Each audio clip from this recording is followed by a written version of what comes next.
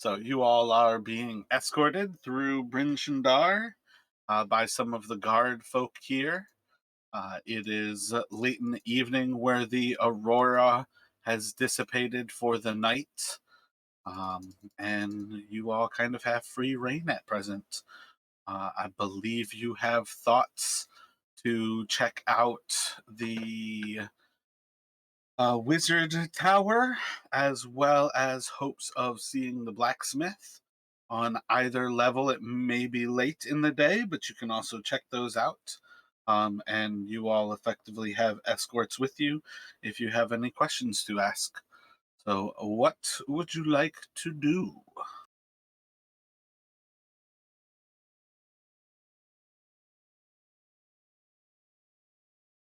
So where was it we were being escorted to specifically? Or didn't we say that we have to speak to the town speaker or some shit? I feel like it was mentioned the first place you wanted to go was the Wizard's Tower, so I believe that's in general where we're going right now. Sure, sounds good then. I'm okay with that. Yeah, I Yeah. don't know what happened. I keep pretty good stuff on my character, but I feel like we had a bunch of gems and I can't find them anywhere. And they're not on the party loot list. I feel like you all sold gems in East Haven.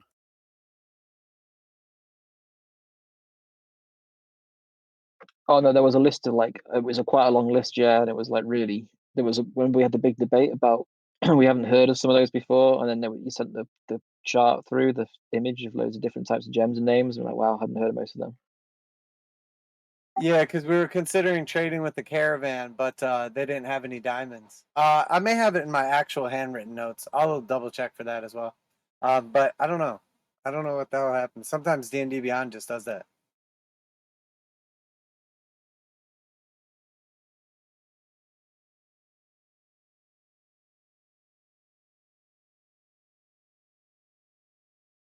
I'm down for the Wizard's Tower if that's the general direction we're heading. Did you have something you needed to take care of at the blacksmith? Do you want to do that first while I try to figure this out? That was just more general shopping stuff.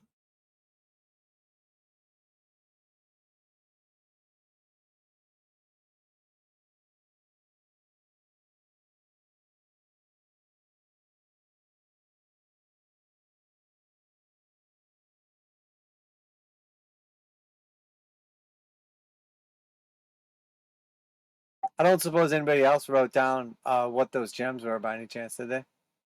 I'm just scrolling through the entirety of our log to see if I can find it. I can remember the name of one of the gems, and I can control F it.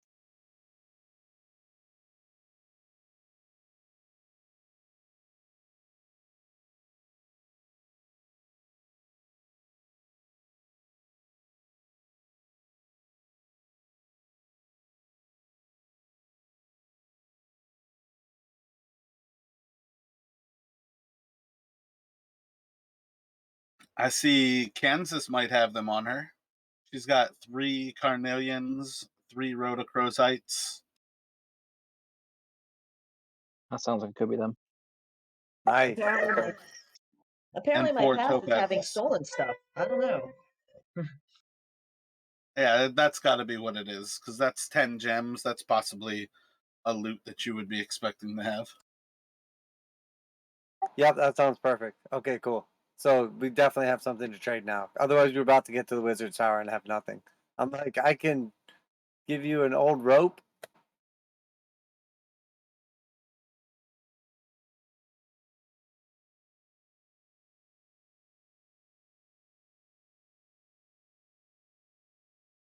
Yeah, so I guess I'll just holler at the guards. Basically, so we are headed to the Wizard's Tower. How far is it, if you don't mind me asking?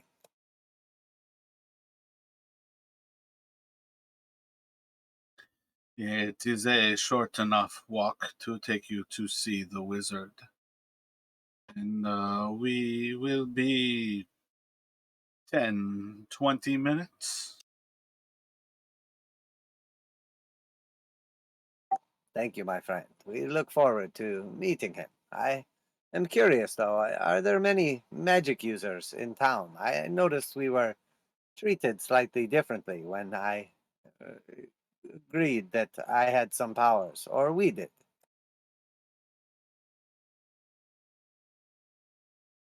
We are aware enough of the dangers of magic users. There is little that we can do to control unknowns, so there is little way to disarm a threat before it occurs. Understood. Rest assured, we will be no problems. That would be wise, but that is also why we take the precautions that we do. So they'll lead you all through the streets. As far as things go, it's a pretty simple process. You're effectively just following kind of two little dips until the road is going to come out, and you will see a tall tower that's kind of stacked about 100 feet or so above any of the other buildings. It seems pretty unique in that there's no actual like snow like lingering on the building anywhere. It just seems to be like a well constructed stone. Every about 20 or so feet, it kind of steps out. So it's actually like, it's not a pyramid, it's a reverse pyramid. It's a Dirma pier. I can't actually think of the actual thing where they say that. But you'll see is like every 20 feet, it kind of goes out another few feet. So by the time you get to the top, it is much wider than the actual like opening where the tower kind of like starts from at ground level. And eventually one of the guards is going to walk up to the door. They will knock, and you will see as this guard is asking for Akalos. And some time is going to pass before you start to hear like kind of a couple of like thumps, and then all of a sudden the door is just going to open and you'll see a little old man inside. Oh, hello, hello, come in, come in. Oh, what do we have here? And he's just gonna kind of like touch his eyes real quick, like below his eye socket, and then just above, like with two fingers. And there's nothing over his eyes, but he just kind of tweaks it a little bit, and oh, it's interesting. Come in, yes, yes.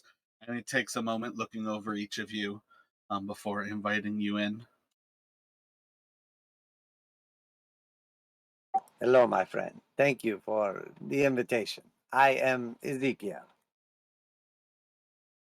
You can call me It's a friend. pleasure.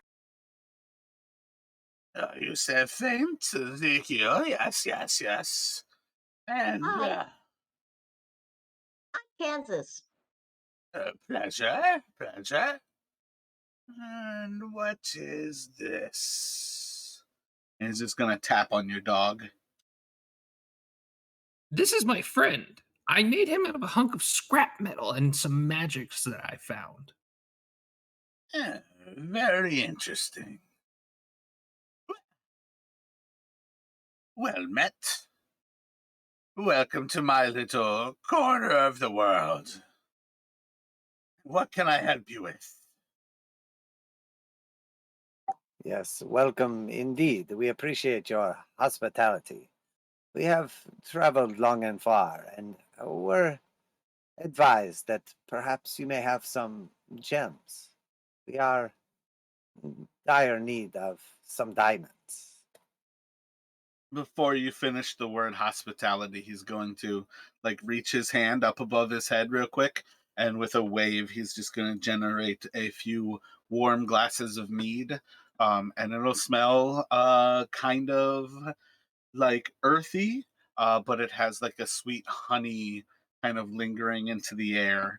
And he'll kind of like smile a little bit as you finish hospitality. Gems, yes, okay. I can do gems. I've collected many. You need gems, you say? Indeed, some diamonds, perhaps, if you could. Okay. So as he kind of like turns away from the little like entry portico, you'll see behind him is just like a hoarder's paradise. Most things are stacked well above his head, and there's just like a small little kind of like alley like leading through this actual room behind him. And he's just gonna turn around and walk about 5 feet back, and then he's just gonna pull out a little like a little note card tray out of the like wall of shit, and you're just gonna see as he's like sifting through these for a moment. Diamonds, yes, yes, okay, excellent. And then he's gonna reach into just like a clear open space between you all and himself, and he's gonna pull a little handle out of nowhere, and you're going to see as a little tray kind of forms from his hand, and it will have some diamonds on it. What are you looking for? A nice wedding present? Or are you looking for and he's gonna have like one that is almost like knuckle size, like the size of like your thumb. He's got some these have some occlusions to them, but they can be quite useful. What exactly are your needs? The size and cut are much less important to me. I merely require them for components should the occasion arise. Let's hope that it does not, but would rather be prepared. I uh, What spell are you hoping to safeguard? uh, hope that I will not need it, but if necessary, revivification. In time, of course. But we have a decent amount of gems to offer ourselves. I'll take out the gems we have. Decent gems. Okay, okay, sure, but maybe I need other things than your gems. And you're just gonna see as he kind of like flicks a finger and drawers kind of open throughout this little room. I have gems. And he's just gonna lift up one little diamond and kind of just float it over to you. And you'll see effectively a diamond that will satisfy the needs of Revivify. I don't often venture into the tundra. Perhaps you can do some things for me, and the diamond is yours. I cannot speak for us all, but I will gladly trade any services that I could for these components, if that is your will. You seem like a nice guy, so I'd be happy to show our appreciation of making your acquaintance.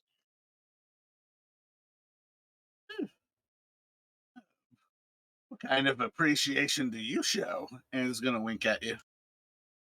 Just please don't have sharp teeth and fishy breath. I, I can. So Okay. my needs are rather simple. I understand. Are you? Did you come from the east? Are you familiar with East Haven? Have you ventured that far? Yep, we've been there before, a couple of days ago. I'm under the understanding that they just bait a wizard who is interested in something that I too am interested in. Apparently a wandering cabin. It doesn't seem to be present in the same location twice.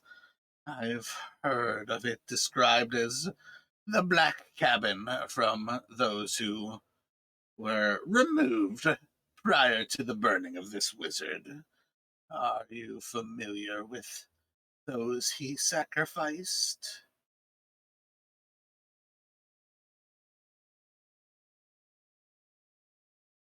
Funny you should say that, because when we arrived in East Haven, they were sautéing a wizard.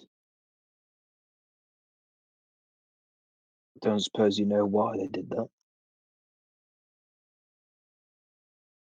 From my understanding, he murdered the people who found the cabin to hide its location.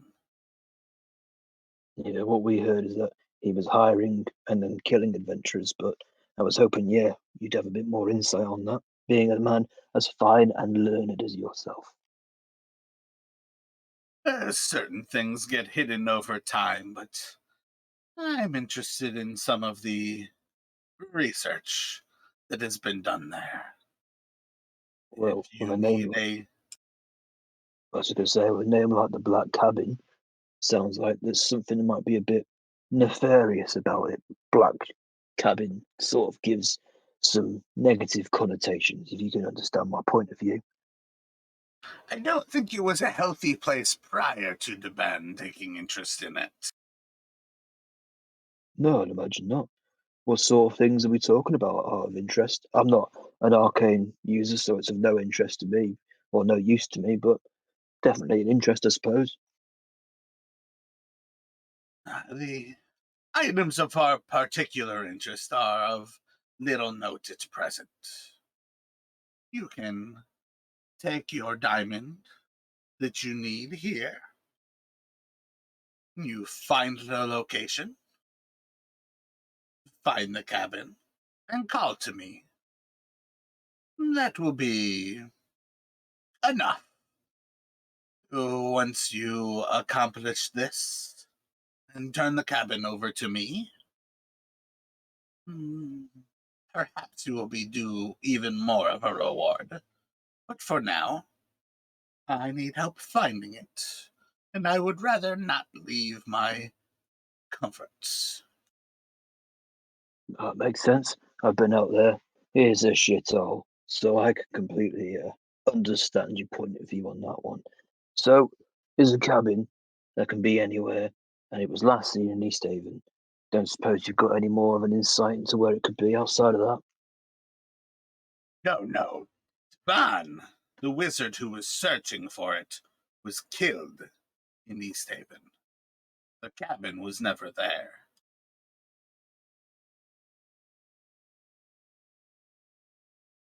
Well, So surely you think if he was looking. Go on, Jamie. where was the cabin? What can you tell us about it so we can help you find it? I feel like the irony of asking me where was the cabin when I need you to find it should be self-explanatory. Well, you might have an idea of where it might be, like you know that it's near a mountain or next to a stream or something like that. It's not here, where I am. Yeah, so my point was, is if this guy was looking for it, he was in East Haven. Do you think that maybe the reason why he was in East Haven is because he was narrowing down the search area? Well, that is entirely possible. The lore of old was simply that it was built here in the north, long before 10 towns. So,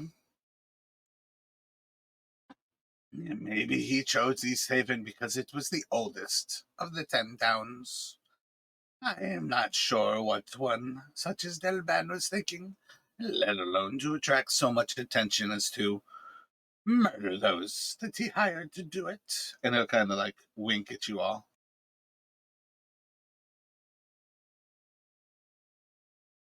And you can look at us and tell that we would not betray your trust. Allow us to take our reward before doing the deed. Well, it just so happens that by taking it, I can also keep an eye on you. Oh, yeah, makes sense. But just to put you at ease, none of us are any of them wizard folk or sorcery people I've heard about. A couple of us can use some spells, but don't worry, it's nothing that we'd be interested in personally, but no benefit to us. Well, Whatever. you may not be interested in it, but I would be very interested in how a cabin could just up and move. Oh, yeah, that's interesting. I just mean to put this fine gentleman at ease. there's no risk of us being interested in taking it for ourselves, whatever's inside of it. I'm Oh, interested no, to know how it no. works.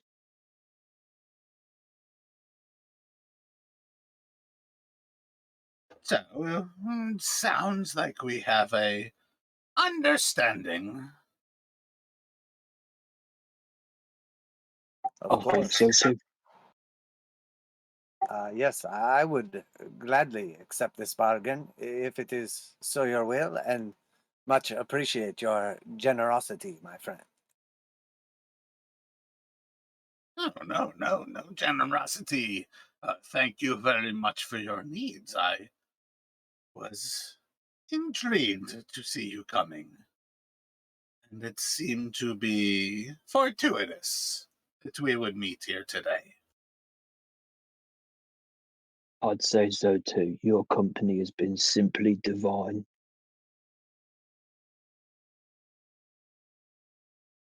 I understand you. I've recently taken several blows to the head. Is your head all right? I think it's all right for now. This one here, I slap Ezekiel on the back. Oh, he's been helpful. And the little one, she sees to me noggin as well when I get hit sometimes as well. So it's all good. I'm doing all right. I understand you've been doing good things for many of the people of Ten Towns. It would be quite useful to find you continue such things and perhaps help with some of the mysticism that is rising in these parts. Oh, you So, said that. Sorry to interrupt, but I was going to say, oh, you sound like you'd heard tale or something as word spread of our good deeds. you can say things of that sort. There's a reason that the wizards can grow old enough to reach fine old ages. And it's not because we don't study surroundings. Well, I was going to say, we've only been here about a week. You were kind of aged much in that time.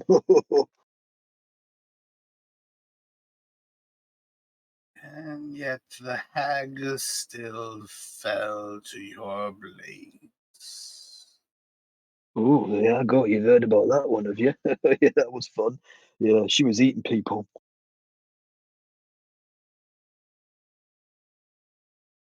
Well, Didn't continue what you're doing and find me my cabin,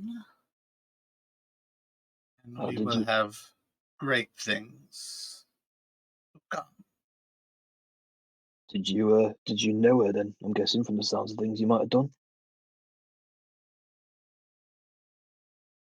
No, no. Young one, you know nothing of magic. Don't trouble yourselves with things that would hurt your brain. Yeah, I don't know anything. You're a good judge of character, mate. I'm just Does eager to help. worse things than those knives. I don't know. I think they're pretty badass, don't you think? Make a constitution saving. Ah, shit. Is he casting a spell at him? As you say that there are worse things, or that they're pretty badass, your ears are going to start to bleed, and I want you to take 2d6 piercing damage. Do you want me to roll it? You're going to take Oh, 10 damage. oh fuck it! Oh, what did you have for? There are many things that you can learn in life. Magic is powerful enough. Yeah, I knew that already. I know fucking wizards are not to be messed with, and didn't need to prove your point. I already thought you were cool. Wizard in a fucking tower. You know, mate.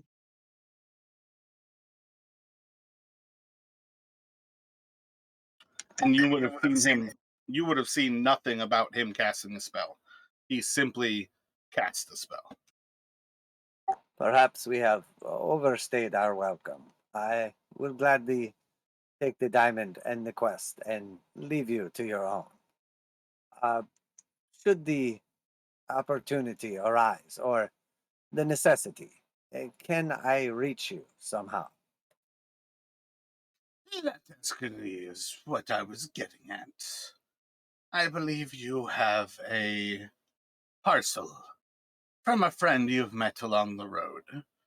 And while that seems useful enough, I would like to give you something else that could contact me in her stead.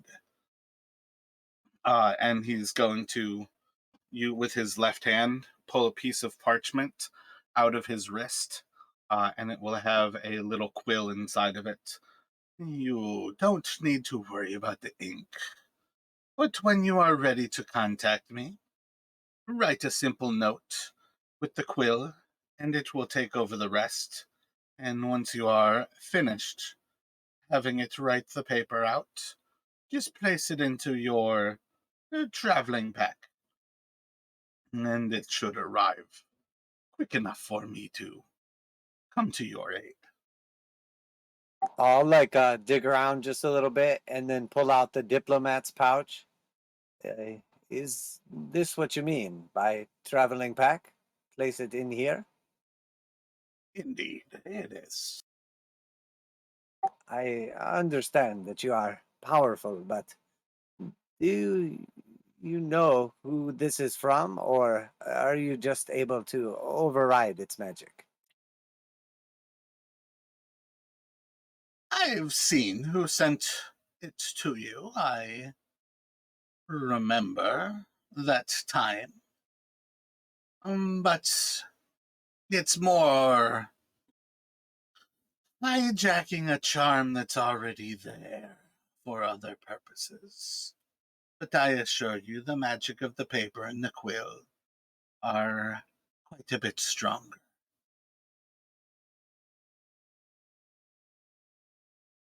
It will be done. If you have seen this much, you must also know that the reason this was given to me, to us, is no longer necessary. So, should we coincidentally run into its rightful owner, I fear that we may need to return it. No longer necessary is a matter of opinion. If you think so, that is fine by you, but she still hunts him.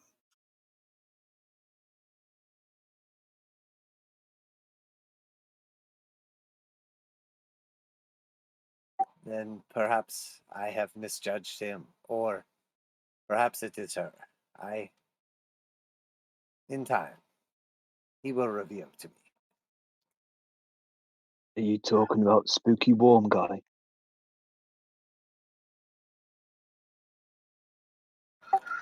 The traveler from the caravan, the one I spoke with. Yeah, it's the one I meant. Yeah, he seems a bit fishy to me. Fishier than the rest of this fucking place. Sefik Caltro killed, I believe, 4 people in Bryn Shander. Not 15 days ago with the new moon. It seems some of the cult here decided to take bets. Not bets, not bets, not bets. Bribes. To avoid the lottery.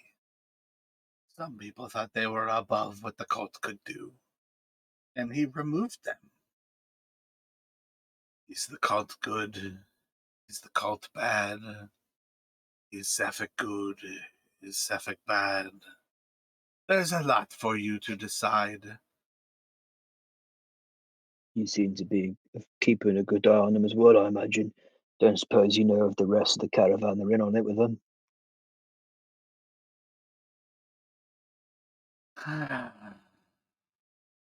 When do you become an accomplice of those who use you?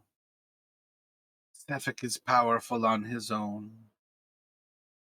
but Torg is very useful for a man with such needs. If Torg were dead and gone, he would travel in other ways. Perhaps it's easier to spot him when he is comfortable in place.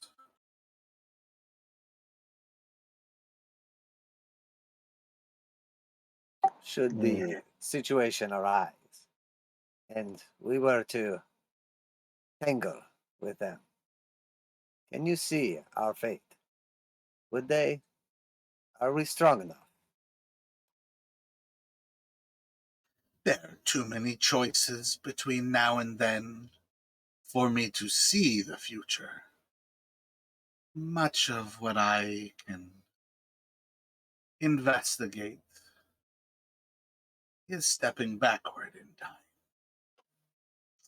My own future is enough. Those who are close to me is strenuous. But he is powerful. No doubt it would be intriguing to see the children of Aurel fighting one another. But it may not end in anyone's benefit, as the cult will rise more and more powerful if either of you fall. For at present you all do a great deed to remove those who would join. And he does a great deed to remove those who are most charismatic already. Oh, when he says children of oral, he would definitely catch my gaze. Can I insight check him to see if I feel like he knows? Which I mean, I kind of already know the answer, but Yeah, I mean, you can do it, but yeah, I think the fact that you're already inclined to it, you recognize that he's already spotting that. Yeah. He very clearly is referencing you and Sefik as the children of Oral, and then the cult as a separate children of Oral. okay, that's kind of what I was picking up on. And then you guys have that understanding that the deeds that your adventuring party is doing is preventing the increase in children where you go. So a lot of people who are on the fence are keeping away from the cult. And Sefik is removing kind of like poisoned parts of the cult. So that is kind of like a reference point to you guys have to understand, like, both of you are doing a lot to prevent the cult from getting more and more powerful. And part of the gray area is going to be that question of, is this a good thing, bad thing? Where do those not necessarily allegiances lie, but at some point you kind of have that gray area choice of what is the better outcome. Yeah, I figured that it's a bit of a weird one, isn't it? Because I know when he was talking about how he was taking down the cult, himself, obviously not full on taking down the cult. I was like, it's an interesting way of looking at it, because you would have thought that, in a normal setting, that they would have been keen to just constantly rally some more and more supporters. But yeah, I liked the fact that it was a little bit of a twist, that he saw them as impure or fakers, and yeah, it's definitely intriguing. Well, and then this goes on top of that, because now you understand that basically when he was here last, he killed people in Bryn Shander who were cult members taking those bribes to keep people out of the lottery, who were effectively cult members, but also trying not to get sacrificed if their number came up. And that again goes back to like what he saw as so impure. So it's like if you were trying to sacrifice people for Oral, your name would be in that sacrifice a lot.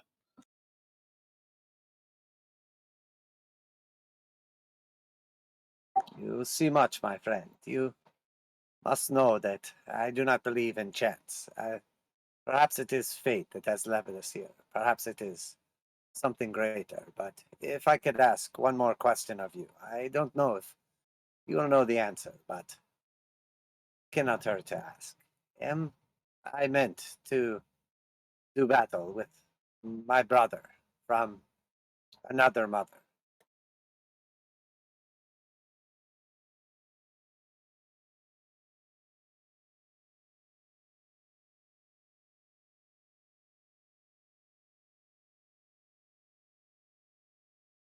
Again, I must stress I can look to the past. I can see the present. And I can see my future. But the more decisions that are between here and then, they cloud everything. You are well away from fighting such a person. The closer you come to them, the easier that choice is to see. When the time comes, I trust that I will know the decision that is meant to be made. Thank you, my friend.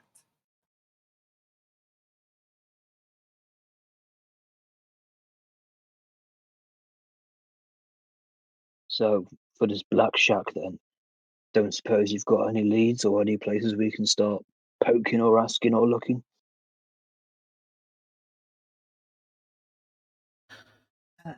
Delban had many people out searching for it.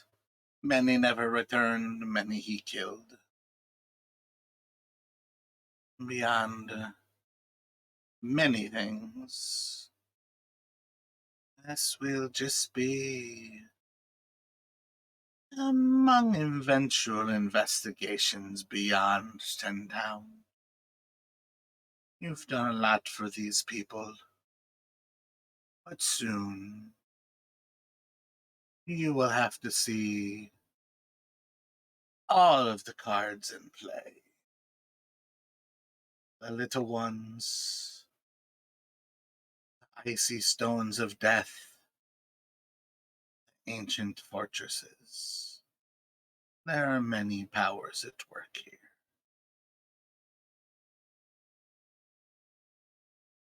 Right, okay. So I suppose what you're saying is, because you have to bear in mind, I'm not magical, and read into that how you will. So you're saying just keep on doing what we're doing and asking around, and eventually you might find it here. You have to grow. Everyone must grow with time. And eventually, and he'll look over to Kansas, when you grow old enough, we'll grow new life. I think she's already fully grown. I think they're just sort of like that.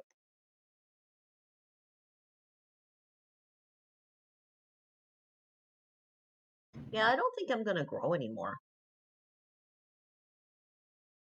He's just Just going to slap himself on the forehead. so just so we're clear, I don't need this hood up, right? You've been watching, so you know, yeah.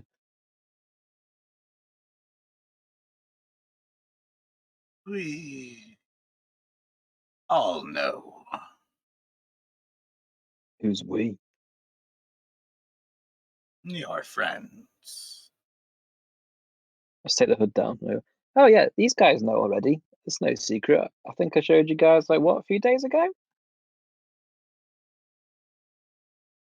It may not hurt, though, when you visit people that you don't know, for them to have some air of mystery about you. Oh, it's less about the air of mystery and more about, people taking me seriously, And people take an air of mystery seriously.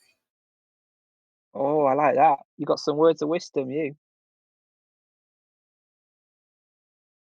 Heavy artillery also helps.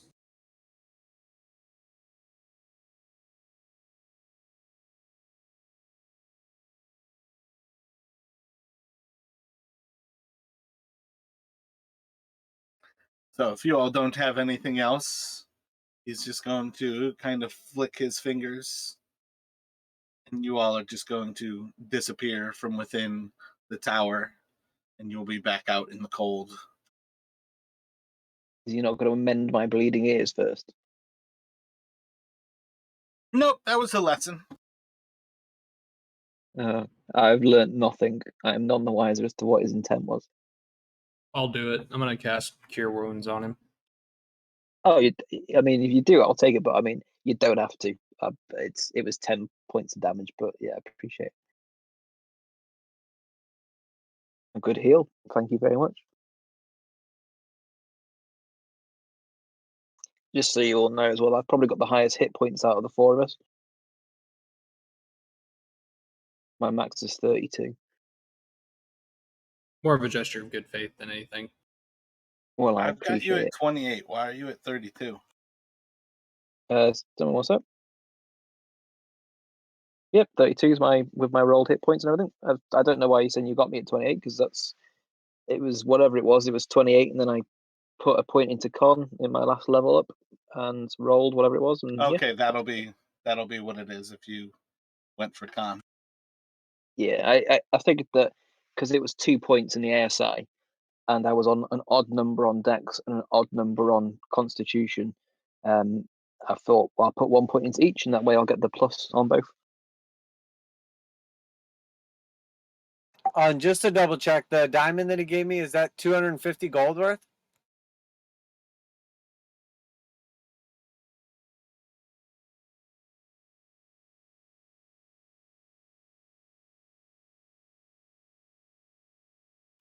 Go 370. I'm terrible at math. 340. Did we trade anything for that, or he just gave it to us? You guys traded going for the black cabin. Okay, so no physical thing. So I still have all the whatever it was. Always remember, if it's free, you're the product.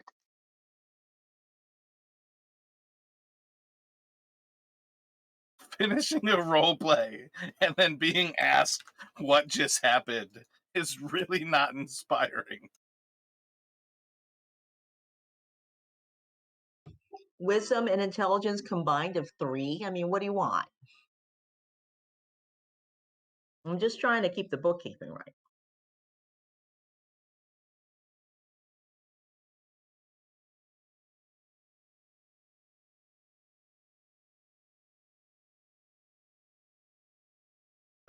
As you all pop out outside, you're going to see a couple of the guards kind of like jump to attention as they're a little bit surprised as you kind of pop out.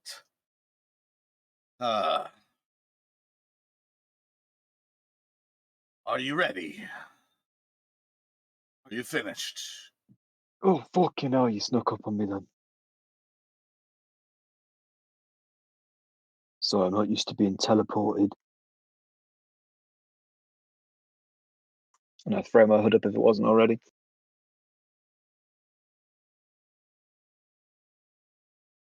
If you would be so kind, perhaps blacksmith or shopkeeper?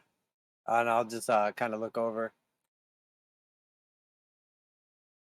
A smith would be great if we could find one.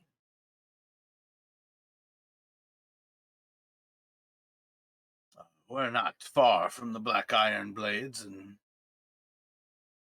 the smith and his sister both run their businesses from there. You're potentially catch them still awake. Well, if it's late and we would cause a disturbance, maybe we should just find a tavern for the night.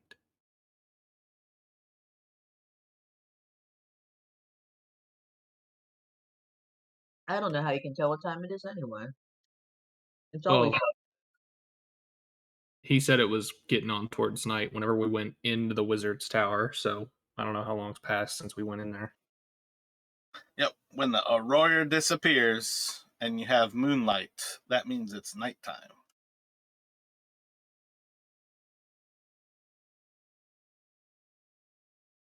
Well, we'll have to walk past the Black Iron Blades. It's up to you, but I can take you to the North Look if you were looking for a place to lay your heads.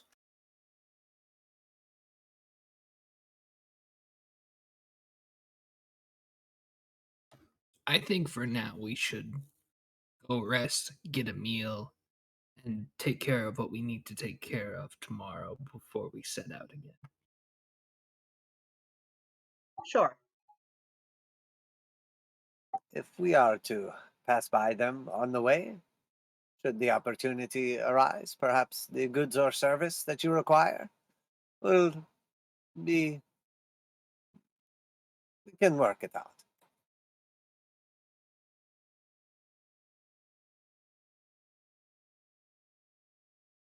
So you all will be heading essentially kind of northwestward as you are heading towards the center and among the highest points in Bryn Shander, basically crossing north. You will see that there is a bit of an actual marketplace. Much of it is covered in snow and shows signs that it doesn't really get used, but that it used to be here. And then, not too far off of that kind of marketplace square, you're going to see the smoke of the billows of the black iron blades. And I'd just like somebody to roll a D100. I'll do it if that's okay. Yeah, go for it, man. When I say it generally, it's just the first person to roll it. The first one matters. So as you all go forward, you move past. The billows seem to be going. The forge seems to still be going. You hear kind of the rhythmic taps of a hammer. And you've got a couple of double doors in front of you. There's a little bit of a wraparound kind of porch. Most of it is covered with snow. But from what you can tell, at least somebody's awake inside in the forge. Are you all interested in going in? Yeah, I am for sure. We'll go So, along. yeah. As you all open up the doors, there's no immediate response. You're going to open up the doors and kind of walk into a outfitter's room that kind of extends for like 40, 60 feet ahead of you and a little bit to the south of you. So you're looking off to the east right now.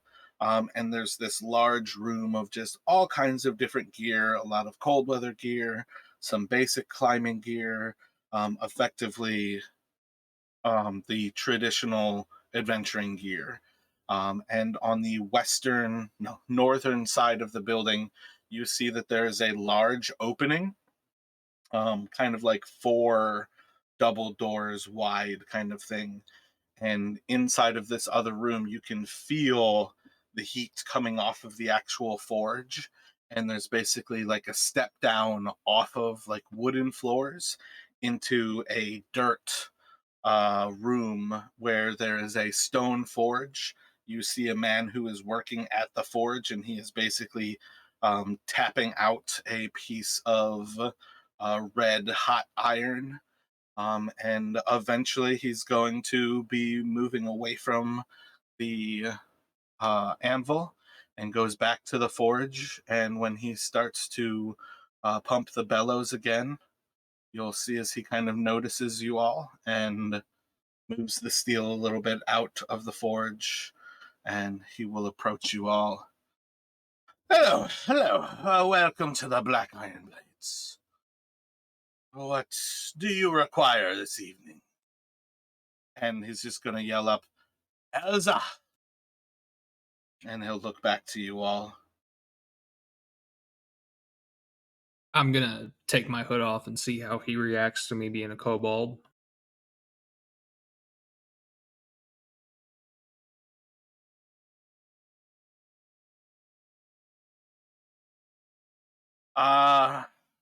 The first thing he's going to do is actually drawing a knife. And he's not like actually removing it from his from like the sheath, but he's like looping it onto his finger, and he's going to look across the other 3 of you who have entered. What's the meaning of this? So I see him interacting with his weapon.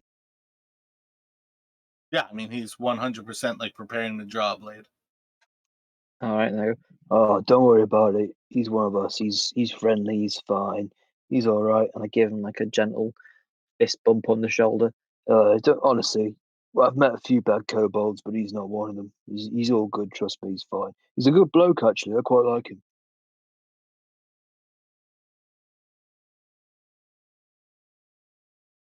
What are you searching for? I was actually looking for something of a special order.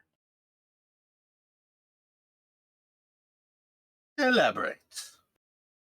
I am needing a hammer, two-handed preferably, short enough to where I can use it effectively. We can make a warhammer for you.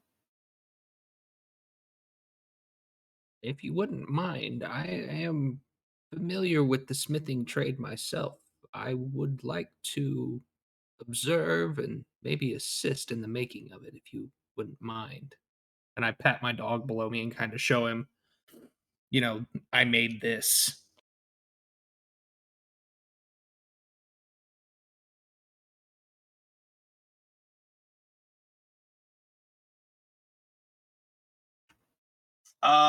So as far as things go, like you could take, like mechanically, you could take like a level of exhaustion to hang out and make a hammer, but you have an adventure, and that's what you need to do.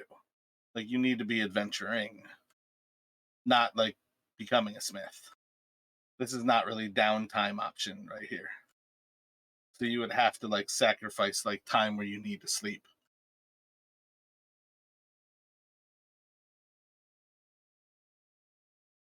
Okay, that's fine. Just let him make the hammer then. Like a lot of time where you're gonna actually find downtime is like 10 plus levels where shit isn't like happening wing bang boom. That's when I feel like a lot of downtime happens, not like the initial levels where you guys are constantly on a choke. Okay, that's fine. So as far as things go, if you guys are looking for any weapons, adventuring gear, and potentially armors, I think armor is where you would have to roll for things. But he has access to weapons, adventuring gear from his sister, and you guys have access to those while you are here. All of those PHB things, you are welcome to purchase them. Okay, I'm looking for the Warhammer martial weapon thing. What's it gonna run me? 15 gold. Okay, never mind then. Do you need money?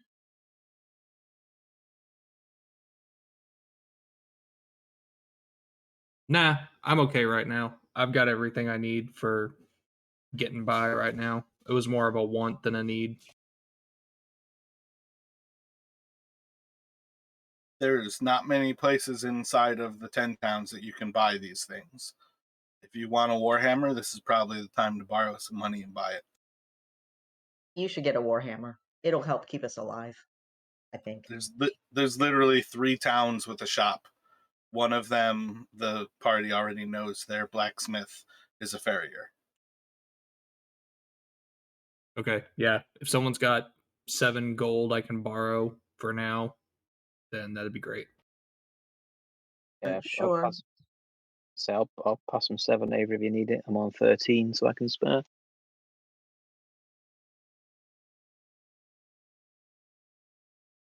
We've got a bit of an arrangement, mate. Don't you worry about it. We'll help each other out when we need it. You've got your own pocket, but it all kind of ends up being one pocket, if you know what I mean. I'm subtracting 7. And anyway, your having a better weapon will help us stay alive longer. Yeah, exactly. It's all benefiting us all in one way or another, right? True. Well, thank you, friends. I appreciate it. So am I not gonna have to come back tomorrow to pick this thing up, or does he just have one ready? No, you can buy it. All right, cool. If you got, I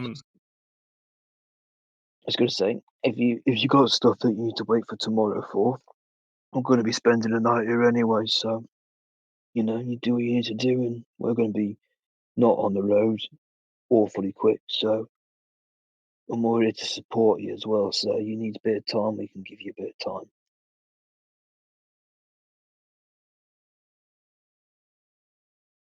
time. Um, there may be. No, honestly, I think the hammer is just around all I need. All right, no worries then. You do you, mate.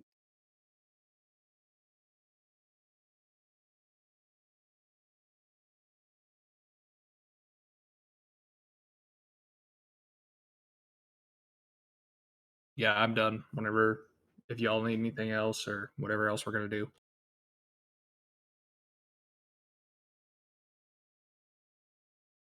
I mean, I'm pretty skinny, and I'm wearing a cloak, and I've got fuck all money, really, but don't suppose you've got any means of me being a bit more,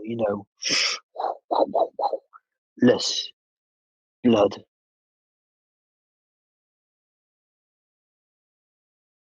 I'm basically looking for a price check on what the most basic set of like leather armor or something would be.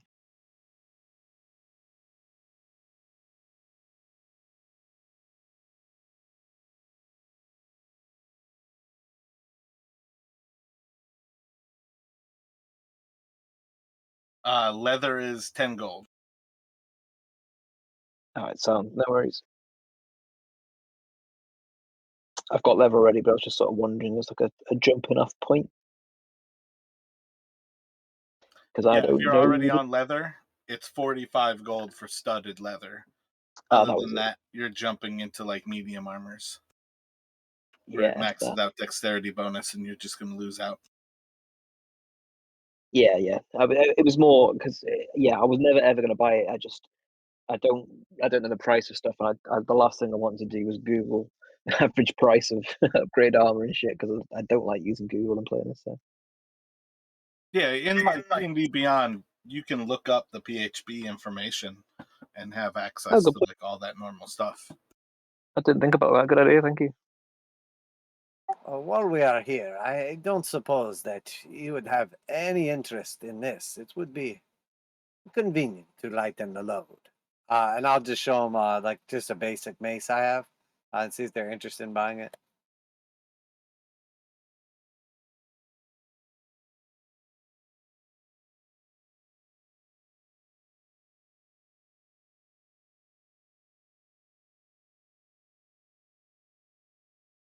I mean, it probably tells you the cost on the actual item. He'll give you 40%. 5 gold, so I get 2 for it. Yeah, that sounds good.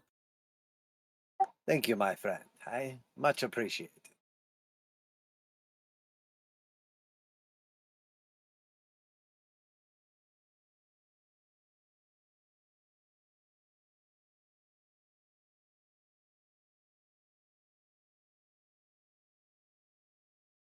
So if you are all set with black iron blades, the guards can continue on taking you off to the Northlook.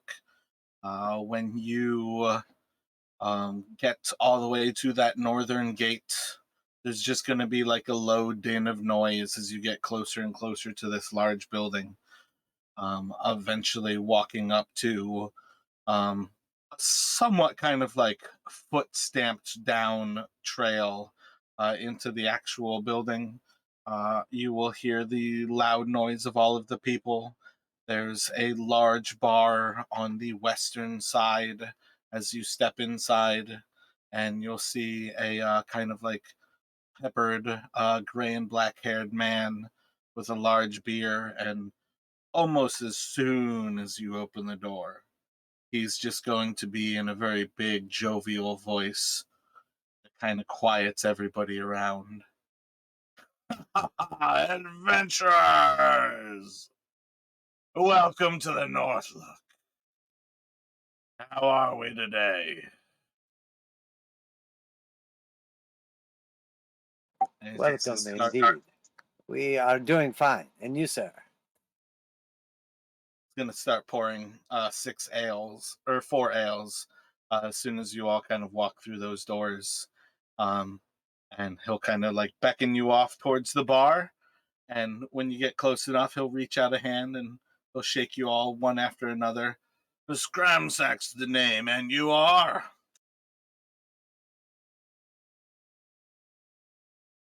Let's kind of go down the list, getting everybody's name. And you're just going to kind of see, like, around this bar, there's a lot of different groups of people. Pretty quickly, you can kind of spot that there's like 9 different groups kind of around. Most of them have like 2 or 3, a few of them have 5, but there's probably about 30 or so people inside of this actual bar, like all to itself. Um, there's a whole separate area kind of on the northern side that has a bit of a stage and a hearth. And then there's a large hearth on the southern side that you can see the chimney kind of crosses up in between the stairs that lead up to a higher level. Um, and again, this is a tavern and inn. So you can assume that the bedrooms are up above. So, random question: when we were in the cave of giants, and I made the check to know that I should collect the pregnant and excretion insect goo or whatever, is there like another check to see who I would sell it to? I know you said it was valuable. I feel like that's the type of thing you could have sold to the wizard. Fuck us. Okay, I got you. I didn't know you said it. Yeah, I feel like I put a note somewhere. I can tell you the value of that, and you can just mark it down. Oh, just like have it sold it to him? Yeah. Okay, yeah, that's cool. Whatever it is, just let me know. Yeah, he'll give you 200 gold for that. Oh shit, son. So 50 gold each. So yeah, everybody mark down 50 gold. Does that change you wanting to get the armor feint? I don't know if that's. I mean, it's tending, definitely, but I mean, yeah, I mean, it would help out a lot, actually. Go ahead and get it. I mean, it seems like a good idea. Yeah, so like 43 gold to buy the armor. He'll give you no, wait.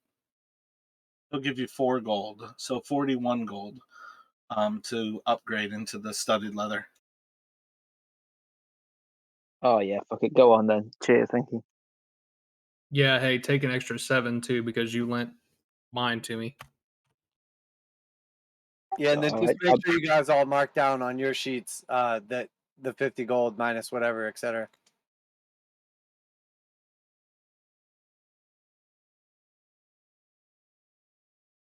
Had you collected that in a glass vial, it would have been 250. Yeah. Why? I literally had 1 silver and 2 copper, I think, before that. So I'm sitting pretty. Why would a glass vial be better? Because he put it in a leather water jug. Yeah, That but I mean that before. worked out pretty good because that was random that I even passed a check to know to like collect it, and like I don't have any vials on me, so yeah, that worked out awesome. Hell yeah. Maybe we should Yeah, I don't get know. some, like vials, so we I've can got collect stuff. Zaps probably has them. to say all I've got is an oil flask. And that your boy's on 16 AC now. I actually don't have any class files.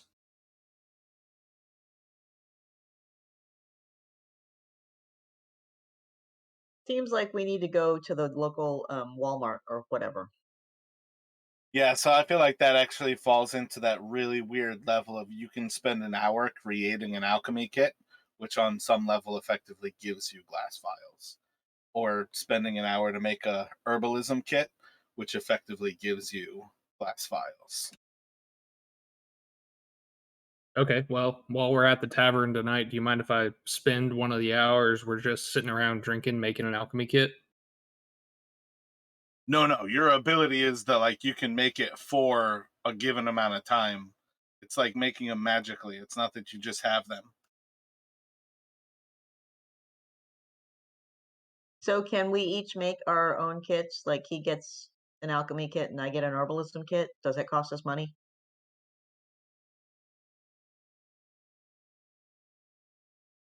So the way the actual thing reads off. Hold on, let me see if I can Yeah, share you it. can have one basically sitting on you. Yeah, and then they vanish again whenever I use it again. But it takes me an hour to make it. I have to have my thieves' tools with me to make the kit. Yeah, you just have to mark that that's the one. So if you ever make something else, it disappears. So, like, if you actually collected this stuff inside of that vial and you made another kit, that vial would basically disappear and the valuable substance would just be loose in your bag. Okay, cool. Yeah, I think I'll go ahead and just make an alchemy kit to have with us. But that, again, is the type of thing you guys were at an outfitter. You could just buy the actual kits or just buy glass vials. Well, I would like to buy an herbalism kit. I'm not sure what that includes, so but I would like to buy one.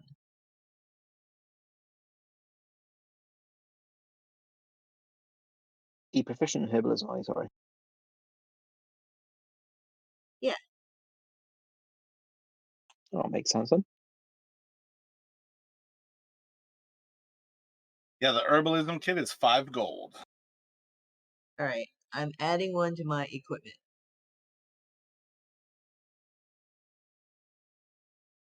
So we can only have one of these at a time. No, he can make them. It's part of being an artificer. Yeah, I think with my subclass, I was supposed to either grab. Yeah, I have Smith's tools as well. I just don't have them in my inventory. Yeah, it just doesn't necessarily start with your starting class. Yeah, because it's shown in my tools listed that I have carpenter tools, smith tools, thieves tools, and tinker's tools right now. I don't know how I got all Those are all those. your proficiencies. On the left side of the screen, armor, weapons, tools, language, those are all proficiencies. Okay, cool. But that's one of the things I'm pretty sure an artificer just needs a set of tools and they can create any other set of tools at need. And that's where it comes in that you could make carpenter's tools, or you could make smith's tools, or you could make tinker's tools with your thieves' tools. Okay, cool. Yeah, that's actually really helpful for a lot of different things.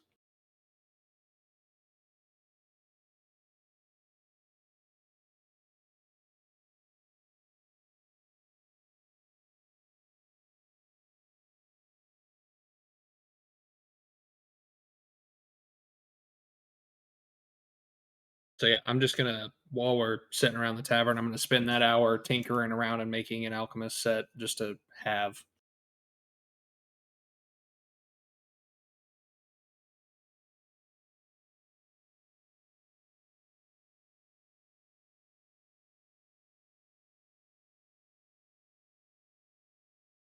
So, do you all have anything that you'd like to actually do inside of the tavern, or are you all effectively just spending some time here before going to bed? I would still like to find out what the fuck this guy's deal is, why he was so raucous in meeting adventurers.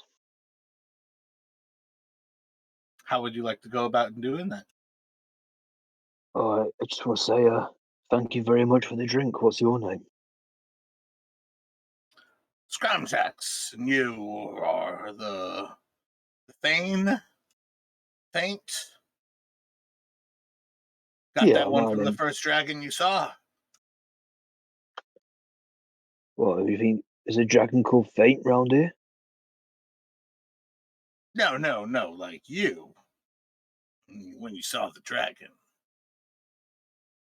I'll start laughing. What's this guy talking about dragons for? He's saying you fainted when you saw the dragon because you were scared. But I've never seen a dragon. How'd you get the name? Was it Oh, right, feeding well, this little one?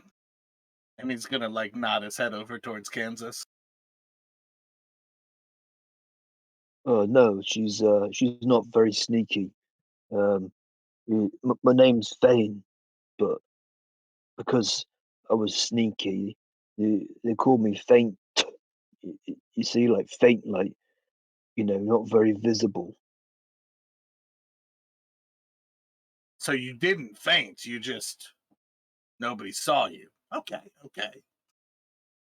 Yeah, like, it's like, not faint as in like, oh, I don't know how you spell sorry, but when it's like, when you fall over because you smelt too much ale, it's like faint as in like, oh, a faint whisper. But the main thing, though, is you knew my name already. Where'd you hear that from? When he introduced himself, I took all of your names. Oh shit! Yeah. Sorry, I forgot about that. Oh, right, yeah. But yeah, so I'm faint. The little one's called Kansas, as I'm sure you already know. But yeah, is this your establishment? It is indeed. Welcome to the North Look. Seem to be pretty excited to see some adventurers. Do you get many of them through here? Not as many of late, but there's always a few who decide to go for riches. Yeah, well, riches aside, everyone's in 10 towns for a reason, right? That they are indeed. What's brought you here? Retirement. Did quite well for myself back in Luskin. So Didn't you want to thought, move with the Thieves Guild. you thought that a nice place for retirement would be here? Who wants to retire in an icy hell? Well, everybody's got a reason.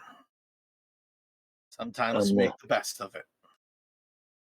and yeah, if you didn't want to move with the Thieves Guild, then based on what I know, I can sympathise with that quite a lot. Or is it empathise? Whichever the two words applies in the situation, I can understand that. And that's why I'm here for a similar reason, my friend.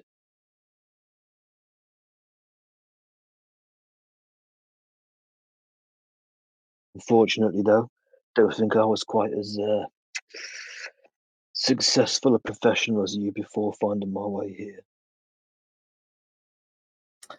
I lived quite a bit of my life before coming out here.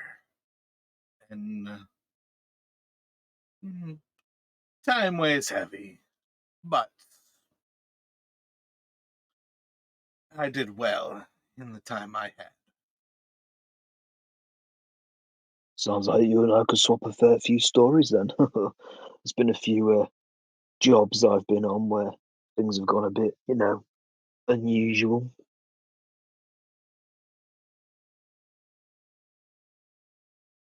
Unusual is fine. It's usually the ones where you lose most of your friends. And it gets you to give up the life. And start to recognize that a little bit of gold put into the right location can give you the rest of a life to look forward to. Sounds like you were one of the smart ones who got out then. My situation was more of a shitty employer situation, heavy on the skimming. Everybody's in 10 towns for a reason, friend. Yeah, I'll drink to that. But I mean, you know, adventurers here, being happy to see us, getting us the drinks, I really appreciate it. But I mean, a guy yourself, you got to have some connections around here, right? I supply the ale to most people who don't have a nice home to be drinking in. What kind of connections are you looking for? Well, I mean, firstly, are you getting it from Good Me by any chance? We do indeed. Oh yeah, we helped them out a little bit. A couple of days ago, we did a little bit of, support for them, helping them out, getting supplies back on the road. But yeah, just adventures in town. If you need any help with anything, you know who to look for, right?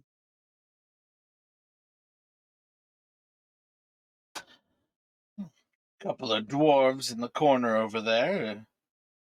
Lost a bit of iron, trying to bring it down from Kelvin's cairn. They're looking for some folk who would rise to the occasion. He's Okay, just my gonna nod shoulder. off to like the northern side, and you'll see that there's just three dwarves kind of sitting in the corner. Each of them is still bundled up in their cold weather gear, but just from a quick glance, I feel like Kansas has the best kind of perceptive ability, but you'll start to pick up signs that these people have like frostbitten nose, um, ears, like different like parts of their appendages are clearly frostbitten. No, okay. I got it. Picking up what you're putting down. All right, I would just sort of look over my shoulder at the rest of the group and just give a little nod and go, Well, appreciate the intel. Maybe I'll see if we can bump into them for a bit of a chat at some point. Might be something we can help out with. Hey, your next drink's on me, mate. I'll just put 5 silver down on the table next to him. And thanks again for the help. Really appreciate it. I'll look over at Faint and say, well done, my friend. And then get another round and go join the dwarves. do they have drinks already? They're dwarves, mate. If you'd like to take them a drink, they're surely ready for it. All right, then I think I'll buy everyone another round then, the dwarves included. I would pay for some food for these poor, weary travelers as well.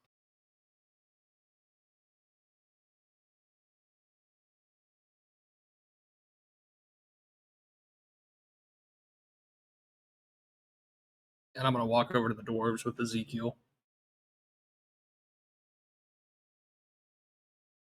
Before he sends you that way, um, basically you all can pick up like, what is it? You threw down 5 copper. 5 silver. Or 5 silver. Yeah. He'll ask you for another like 3 silver to cover the meals, and basically send over like 7 mugs with you all, as well as 7 plates of food will come out shortly here. But when you start to head over that way, he'll just tell you, just speak with Runa.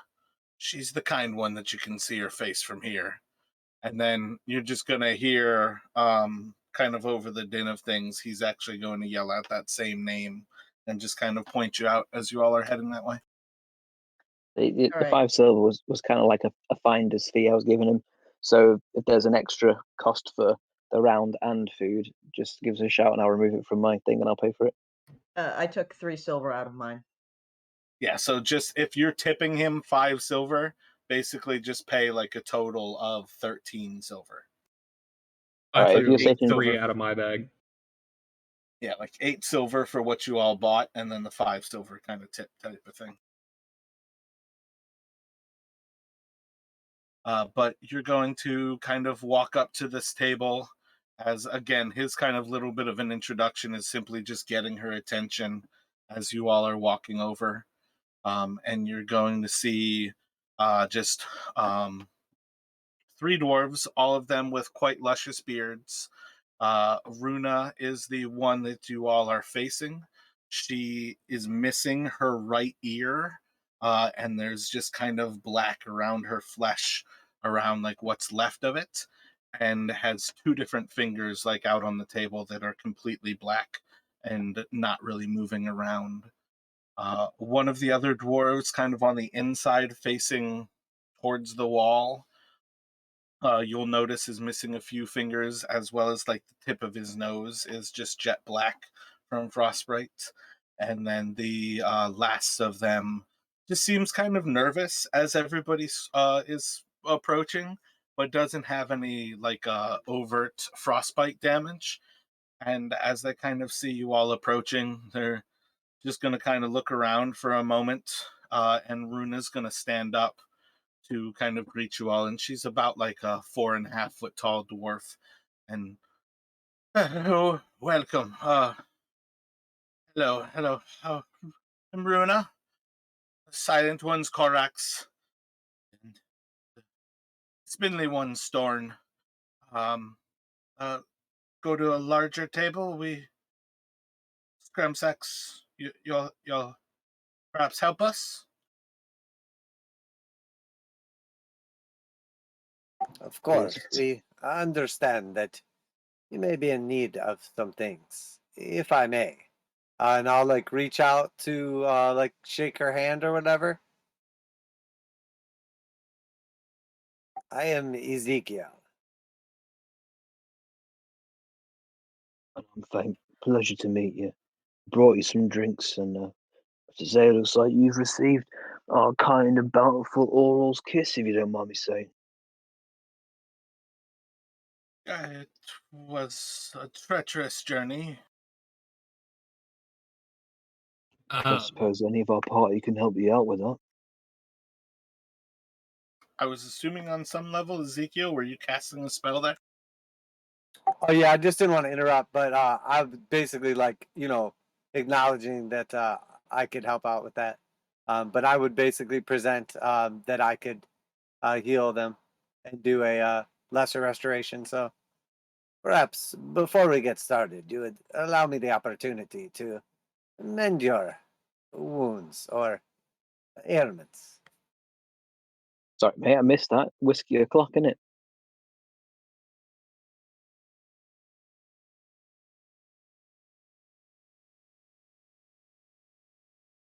Didn't realise I'd interrupted. I apologise profusely. Oh no, you're fine.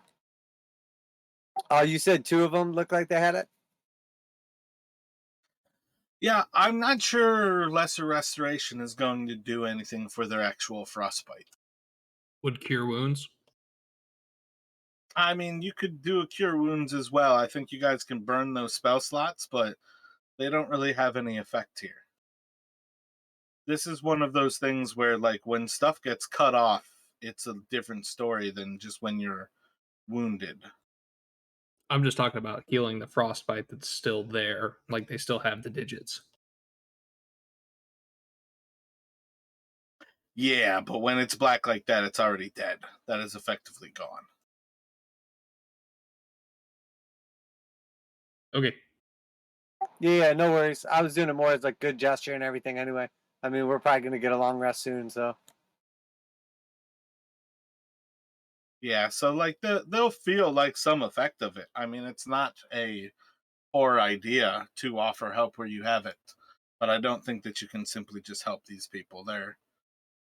I think that's the type of thing, like catching hypothermia early might be the type of thing that is useful, but after the fact is like, again, like effectively once the blood stops flowing there, I feel like that digit is already gone. Yeah, kind Yeah, of like just clicking on a as a. bonfire. Oh, go ahead, my man. Now go ahead. Just as a gesture, then I would lesser restoration the two of them, and say, perhaps it will not restore you to your old self, but you will feel closer than you do now.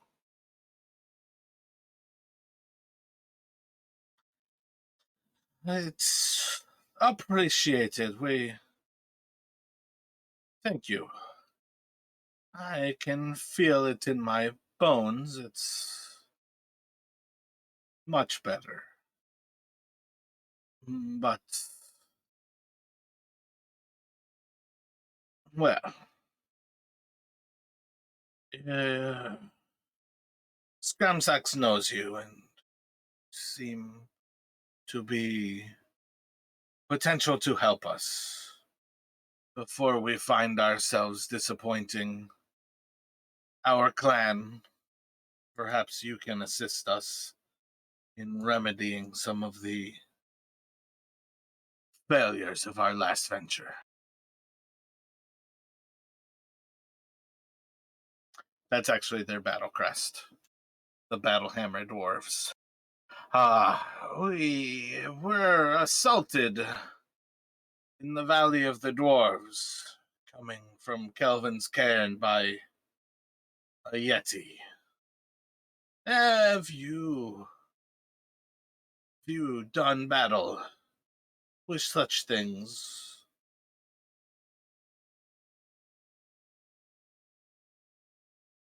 I'll look over at them. I cannot say that I have, but I do not speak for them all.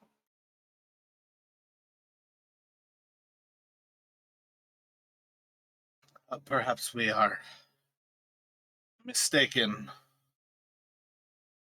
in what can perhaps be done to help us.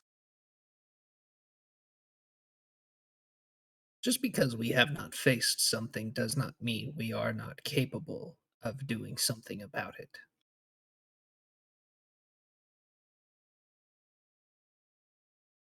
Well, we lost quite a few 100 pounds of iron that we are bringing to the local smithy here. And while we can't go back in shame, we also can't go forward. We require someone to go out and find our sled and bring it the rest of the way. We were about halfway to Bryn Shander.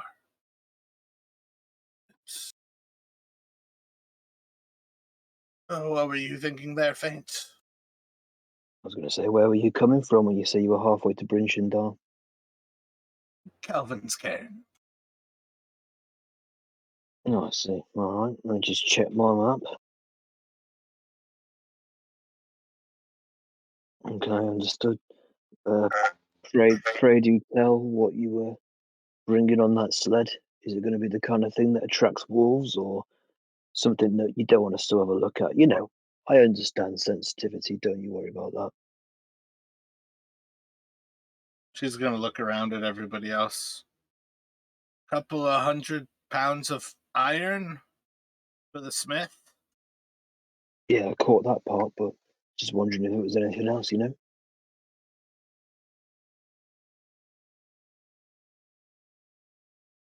And don't you worry, discretion's our specialty.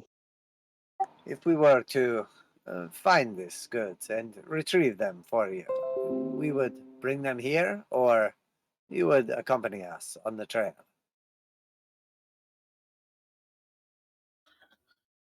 If you could bring them to Black Iron Blades, deliver it for us. We would have a sizable reward for you. I'm gonna look at Ezekiel and kind of gesture for him to lean down towards me where I'm sitting in my chair. Yeah, I'll lean down to him.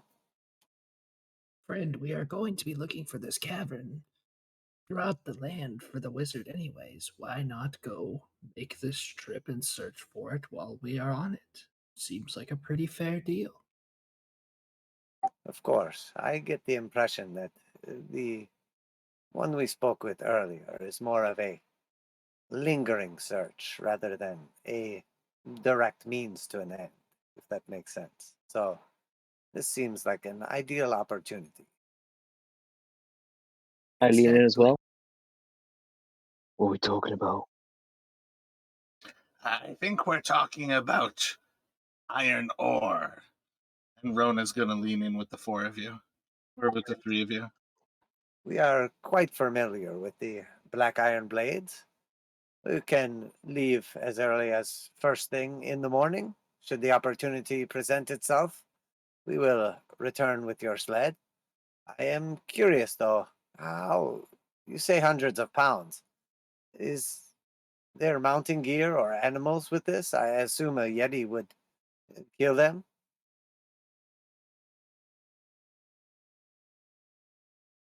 We had it all on a sled, so we were pulling it along.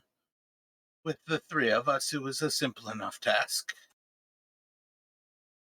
I don't think you'll have to worry much, Ezekiel. My metal friend here is strong and doesn't run out of energy very easily. Indeed. Yes, never good. Go on, mate. I was just going to say, indeed, Kansas has some tricks in her bag as well, so to speak. I'll grin. Yeah, it's another good example of my proposal of boats with skis on them to move faster around this frozen place. I think if we do this, it could really help spread the message of how much of an advantageous position that could be.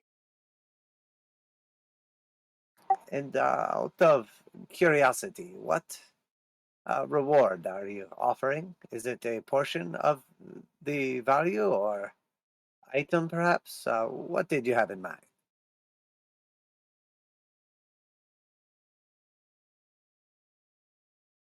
As you say that, you're going to feel a sizable weight inside of your hand, and it kind of has like sharp, refined edges, and you're going to feel you have a large ruby inside of your hand. I'll like look down at it, kind of take a look, be like sort of discreet since we're in like a public place or whatever, but I'll just kind I'd, of flash s- it to everybody. I'd say size wise, you're looking at like probably like a middle fingernail kind of size, like pretty sizable. Effectively, anybody with any level of gem idea would know it's about 50 or 60 gold.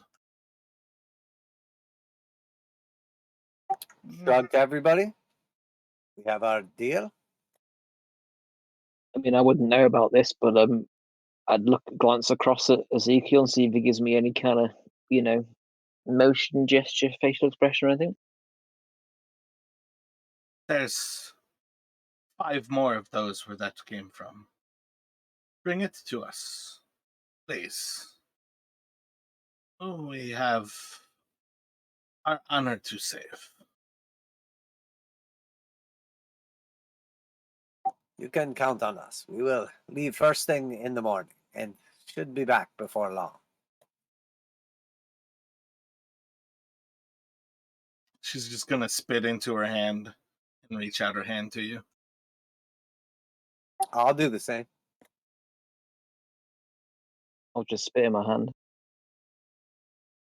I'll just look at them like, ew. she, she's gonna spit into her hand again and shake hands with Faint too. Thank you. Can kobolds spit? I don't see why not. You've got Dragonoid in you and they spit fire. It's just some unignited flammable compound. Spit lighter fluid into your hand. That's terrifying. Don't give me any ideas. That's not part of the race. If it's got nipples, you can milk it. I've got nipples. Can you milk me? I grew up on a dairy farm. Don't play with me, I will. I was just thinking, I'm like, I feel like anything with a mouth can spit. Like, are there particular things that can't spit? What is it? Lips are probably the thing. Like birds with beaks, those are probably the things that can't spit. You just like Yeah. open your mouth and just drool in your hand because you can't spit. That's pretty much what I do. I don't think kobolds have lips. They're more like alligator mouths. Yeah, that is the picture. But yeah, I think alligators probably can spit.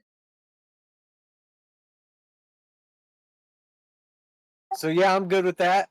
Definitely everybody agreed on the quest and then leave first thing in the morning. Yeah. I'd like to walk back over to the bartender and ask him if he knows if there's anyone that sells like alchemical supplies in town. What in particular are you looking for? Just various different chemicals, poisons, anything flammable, stuff like that. Just stuff I can tinker with.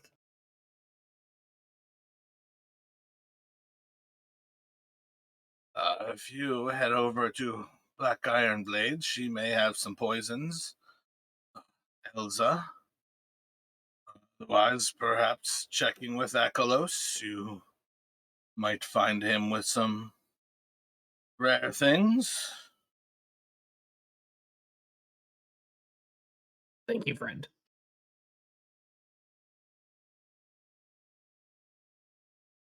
That's it. I'm good. So when you all are set, you can take a long rest here, and let's take a break, and we'll kind of come back in about 15, about 10 after the hour. Sounds good, thank you.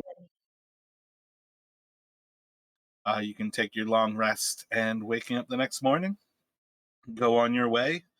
You are at the north gate of Bryn Shander, and effectively, it's pretty much the closest gate.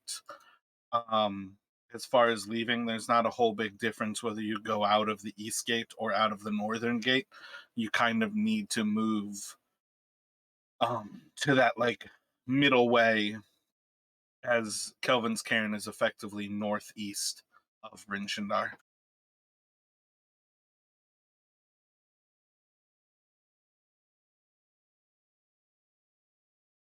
Well, I feel as though, well, we're in a nice town. We may as well take in the rest of what it's got to offer. But we have our goal set before us now that we've all agreed upon, right? Yes, I agree. We should be on the road and back quickly. Oh, Well, what was the so- price for the room? Did you say? Oh, you can mark off a silver.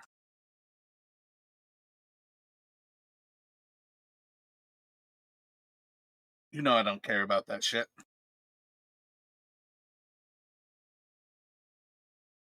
If I cared about the money, I would just give you less money.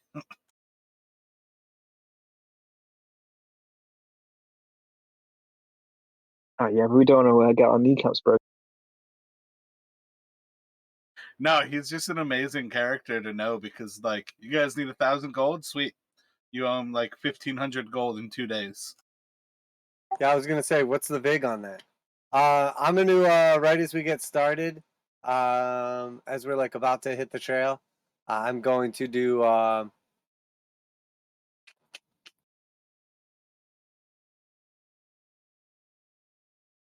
aid on what is it? 3 targets. I'll do myself, Jamie, and which one of you guys needs it? Go for Zaps, not me. I mean, I've got 32 hit points default, plus I'm trying to stay range. Okay, and I'll do Zaps then. But if I die, mate, you're gonna fucking, I'll kill you. Not use that. So are we doing temp HP or something? It is not temp. When you click on your hit points in the top right, you want to add 5 to your max hit points. It's the max HP modifier. Put +5 on there. Bam, what he said. Because effectively you can be healed up to that new maximum. Yeah, because when it's temporary hit points, when you've lost it, they've gone. But when it's increasing your max HP temporarily, it's huge. Plus, it also counts as a heal. Temp HP you can also only have one of. If you guys had something like Hero's Feast and Aid stack together to increase your max hit points.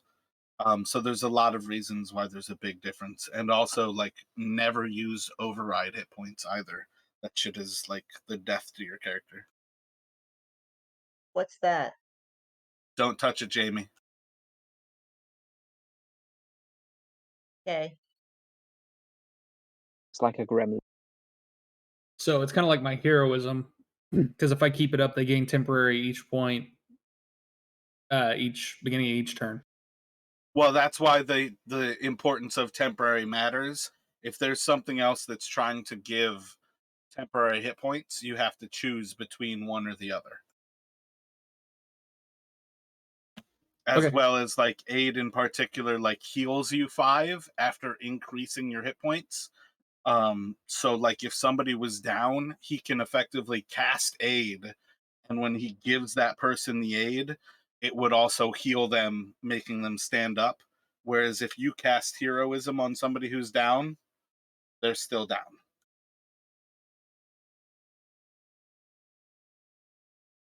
Cool, makes sense.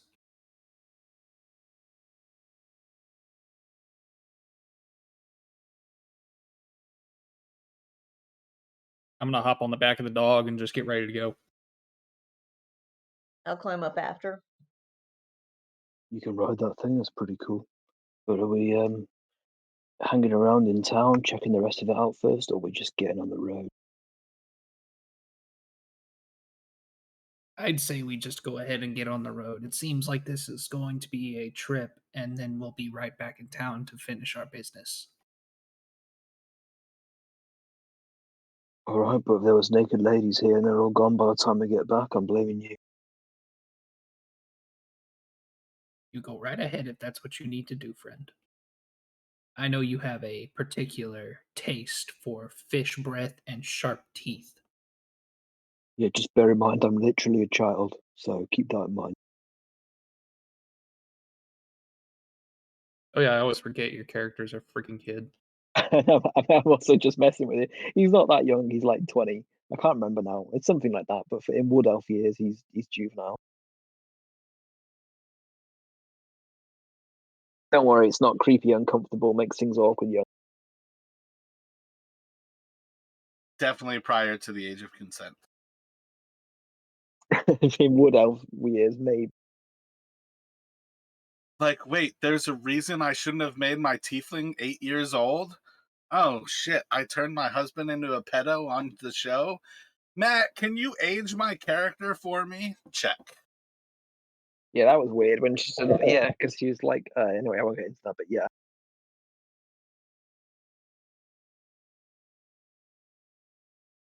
So Also, as love you head. all are preparing your day, what do you all have in mind here? If everybody's good with it, I thought we were just gonna start getting on the road towards the shipment. Yeah.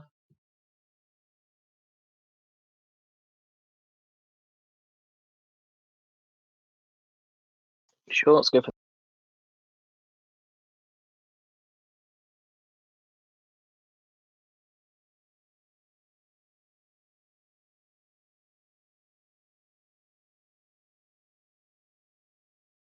I guess I'll tell you what you're doing then, so you guys can leave through the northern gate of Bryn Shander and head off to the northeast as you are looking for Kelvin's Cairn to kind of keep that central to your northwestern view. As you leave the town today, there's pretty harsh winds, probably in like the 30s as far as miles per hour goes. I was not prepared to calculate that into kilometers, but I think it's like 54 kilometers per hour. And again, the temperature is probably dropping below like the negative 40s into like negative 50-ish range. And let me get survivals from Kansas and Zap.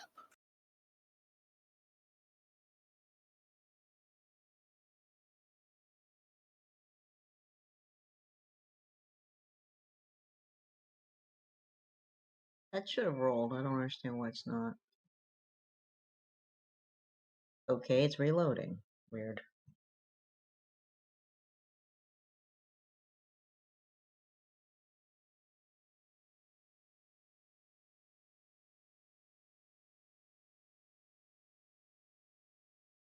Huh. It's not. Okay, there we go. It rolled.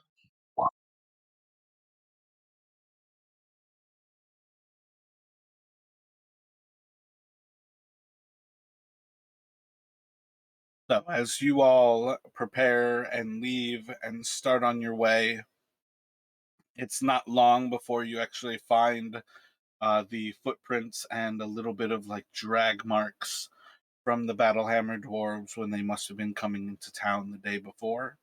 Gives you something solid to track. Keeping yourselves along those lines, you follow it for some time as you start to head further and further into the Valley of the Dwarves, with a pretty solid idea of keeping everything straight ahead of you. Um, Most of the weather starts to kind of flow over and around you, so it actually is a bit of a respite inside of the valley itself as it doesn't kind of fall back down into that little area. But there is a lot of actual snow that kind of blocks off the view, like up and over the actual valley itself. But after a little bit of time traveling, let's get another round of survivals from you.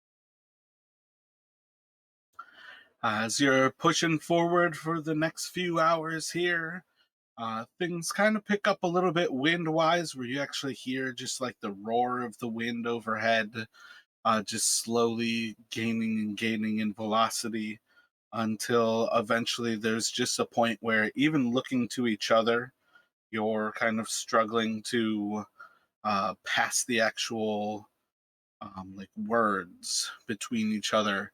Even at like 5 feet, it starts to just be absolutely deafening. And more snow is falling and actually making it into the valley. And within a good bit of time, you're just going to start to recognize that there's just full on blizzard at this point. But you are approaching the point where, kind of at any given point, you are looking to see signs of the dwarves, signs of the Yeti, and signs of the actual shipment of ore. So, one more survival check, please.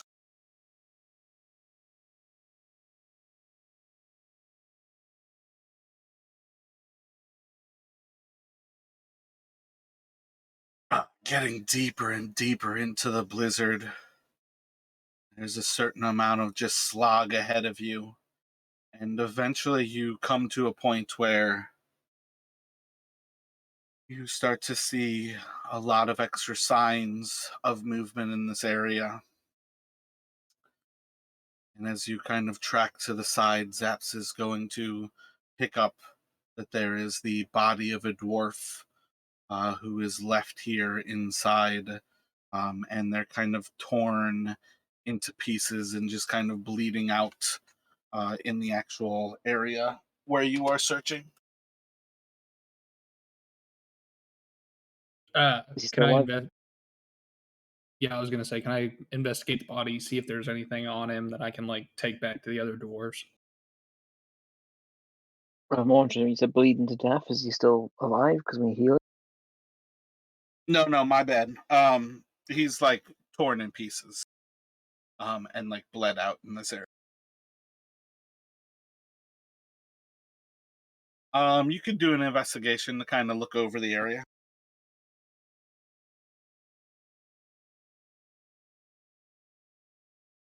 Wow, that's a shit Uh, roll.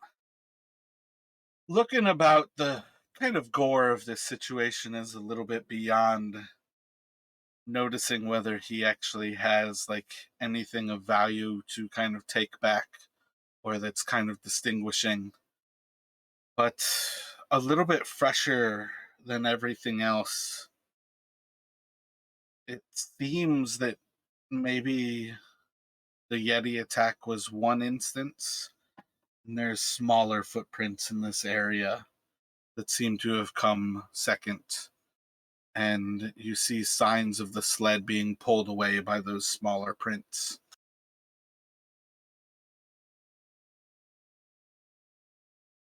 Can I kind of take a look at the smaller prints and see what I recognize what they're from? What are you thinking there? Like, you just want like a perception? You're just like trying to see, or do you have something in mind? Just kind of seeing what I like recognize, like any specific like kind of footprints, the size of them, shape of them, quantity, like how many creatures there might be. Yeah. Go for Okay. it. Roll a perception.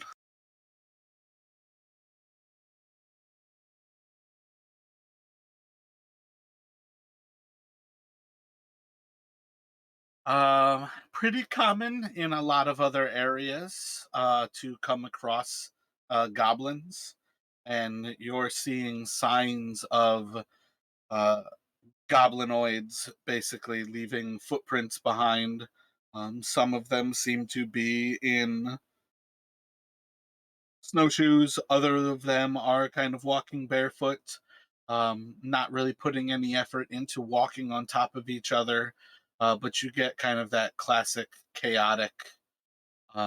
Perhaps the goblins came and ran off the Yeti, but it's far more likely that they were passing by and saw this and just decided to take it. The large tracks clearly belong to the Yeti. He likely caused the damage, but these here, these tracks, the ones that took the sleigh, they were goblins. Be careful. Sure it wasn't wolves. I have to agree with Ezekiel. I believe it was the nasty goblins. I say we follow the smaller tracks and see where they lead. How do you know they were goblins, not wolves? Don't they look different? Have you ever seen a wolf that wears snowshoes? And I'll point to one of the tracks where it has snowshoes. I'm only playing into it because I haven't obviously made your role, but yeah, alright. Could be crafty wolves. If you ever manage to find a wolf that crafty, let me know. I would love to see it. We literally just spoke to 2 wolves like 2 days ago. They were chatty. Yeah, they were very smart. Kansas, perhaps if they are close, it is time to dig in your bag and find a friend. Well, that's a good idea. All right, let's see.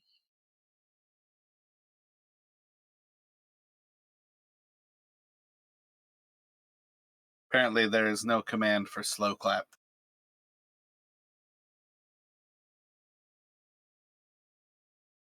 Panther. Hey, does that do okay in the blizzard? Are these animals at all susceptible to freezing and sub-freezing temperatures?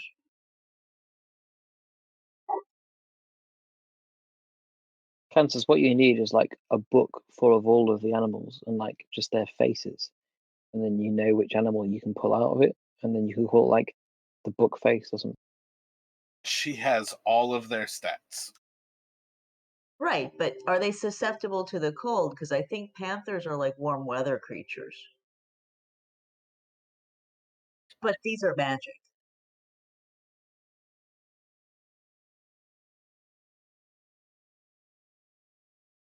Yeah, I'm Like, pretty sure they're Fey versions of you, like they're Fey animals that just take that form or something.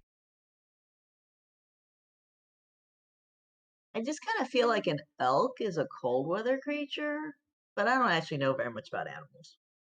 Are you trying to get your pets nerfed? So should I stick with the panther or should I go for like another one because, we could get like a rat or something?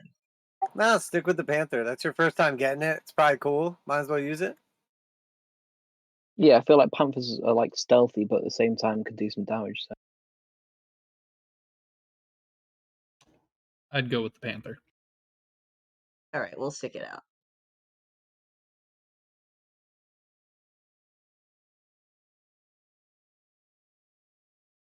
So then, see if you two can follow the tracks of the goblins and the sled.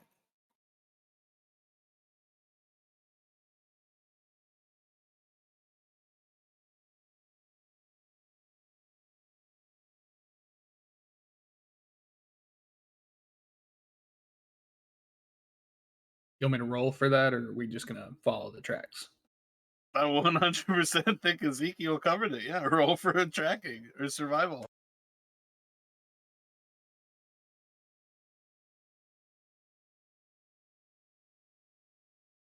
Sorry, I'm busy reading about panthers.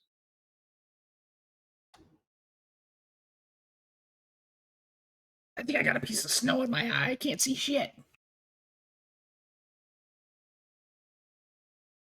So as you all continue along these treks, you're going to see as further and further away from them that you get, more clearly that it seems like there is a solid half dozen or so goblins who seem to be pulling this sled, and you can see that their footprints are kind of on each side of the sled, and they seem to be making their way to the southeast.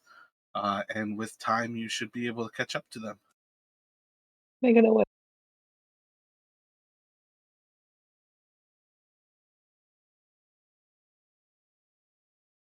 Let's We go don't in have a problem quiet. with goblins, do we? Shh. Just be quiet. If we don't, let's assess the situation first, yeah? You want to try to take it slow in that last bit so you guys can try to sneak up on them? Yeah, Yeah, I think we should please. observe them first, because I don't think we should just walk up to them talking or whatever. They just, did what they did. So let's approach it cautiously, I think. So let me get a round of group stealth checks.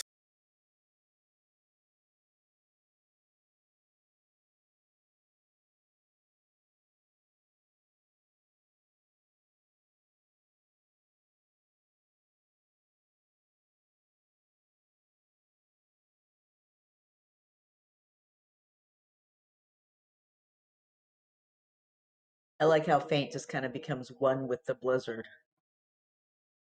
Yeah, Mask of the Wild, man.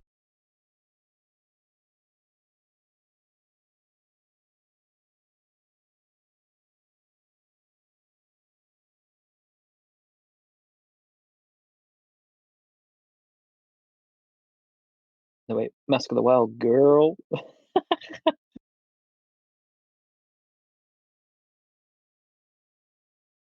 Let's go over you and 3 owls.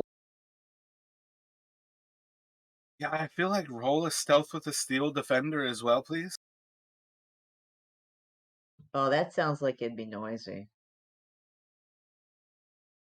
It's gonna fuck us up. He doesn't really have a stealth option on his stat sheet. You want me to just roll Dex. something?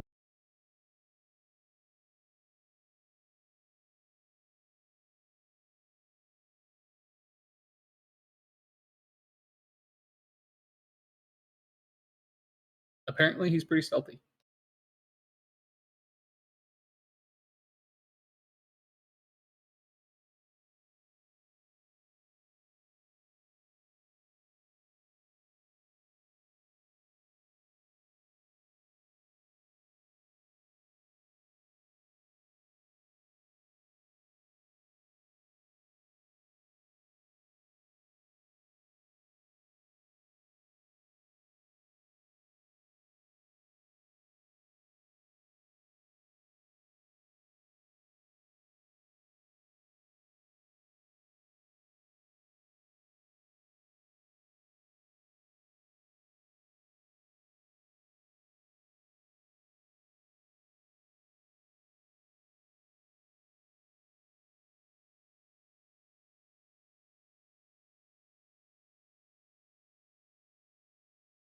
So as you all kind of close in on the range of these things, and after some time start to gain your first sights of them, you can slow down and kind of progress a little more stealthily, doing what you can to keep them in that rough distance where you can see through the wind and the actual snow.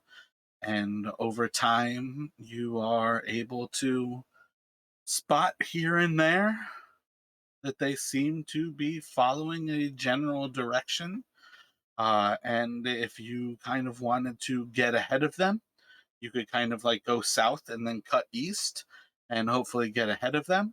But otherwise, at present, you guys are, say like within like 100, 200 feet of these goblins, and most of the time have no view between them, as the snow and the blizzards limiting you to about 20 to 30 feet of vision.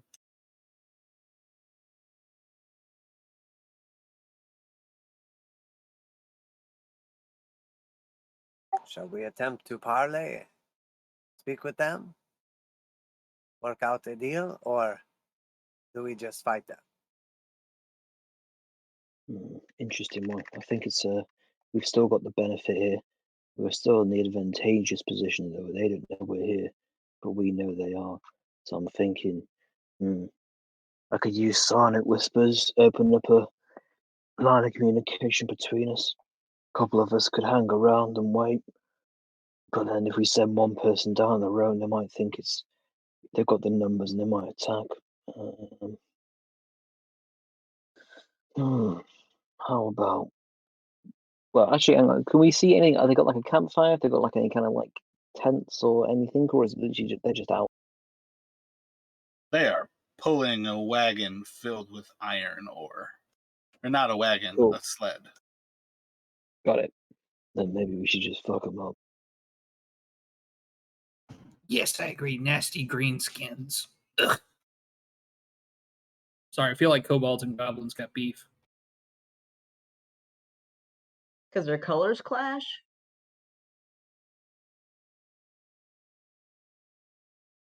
No, I'm pretty sure We could there's make like some- actual lore in D&D that for some reason kobolds and goblins don't get along well.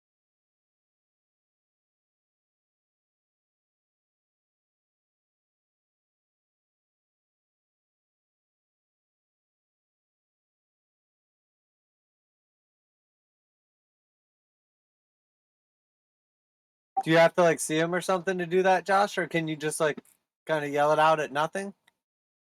No, I mean, like, I was originally thinking that if I engage, like, say, for example, you with Silent Whispers, and then you go down there, then we wait, and then you can, like, psychically communicate with me, like, a signal to say attack, and then we would attack. I mean, technically, I could use Silent Whispers to communicate with them, but I don't know what the benefit of that would be.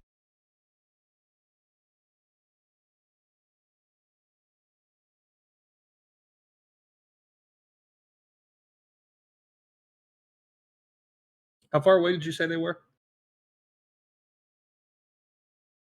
About like 100, 200 feet.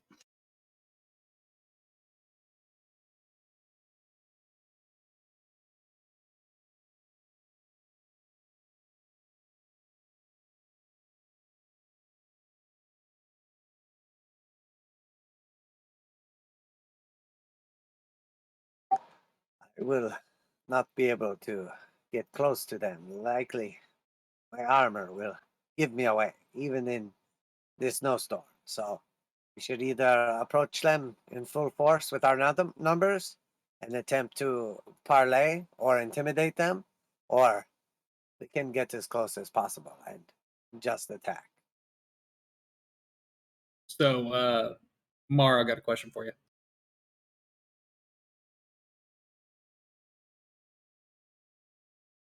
What is it?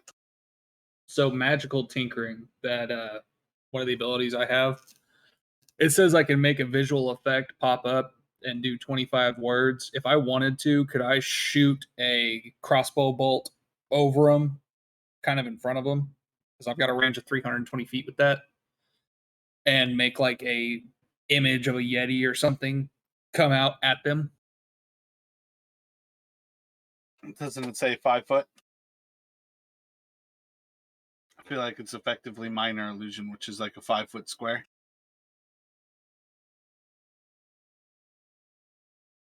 It says the chosen property lasts indefinitely.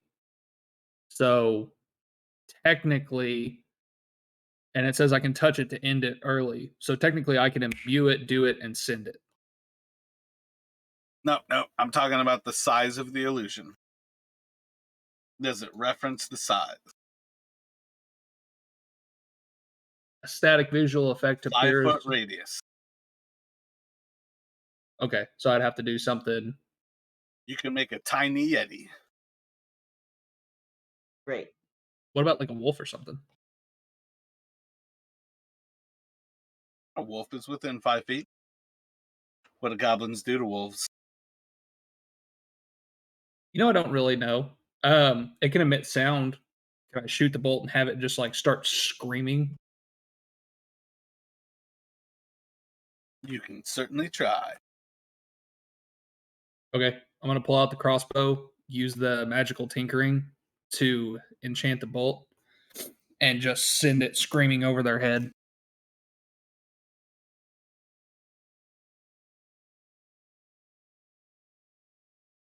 I was hoping we'd get into position first, but fair enough. Make a dexterity check.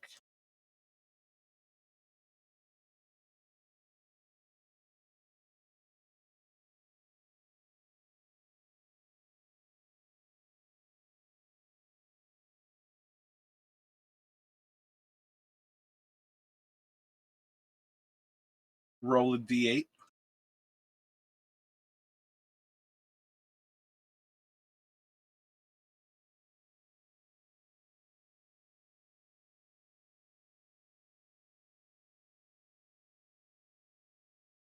And what is the bolt doing? Trying to shoot it like ahead of them a little ways. I realize what you're trying to do, but you failed at that for sure. What is the bolt doing? I just, like I said, I'm just trying to shoot it in front of them and make it scream or something. Trying to scare them, basically. All right, so there's currently a goblin with a bolt through its head that is screaming, and the bolt itself is screaming.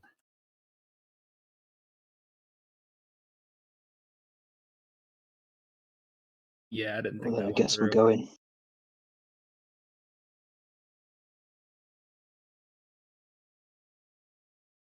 I start running diagonally towards them, so like off towards one side, but towards them.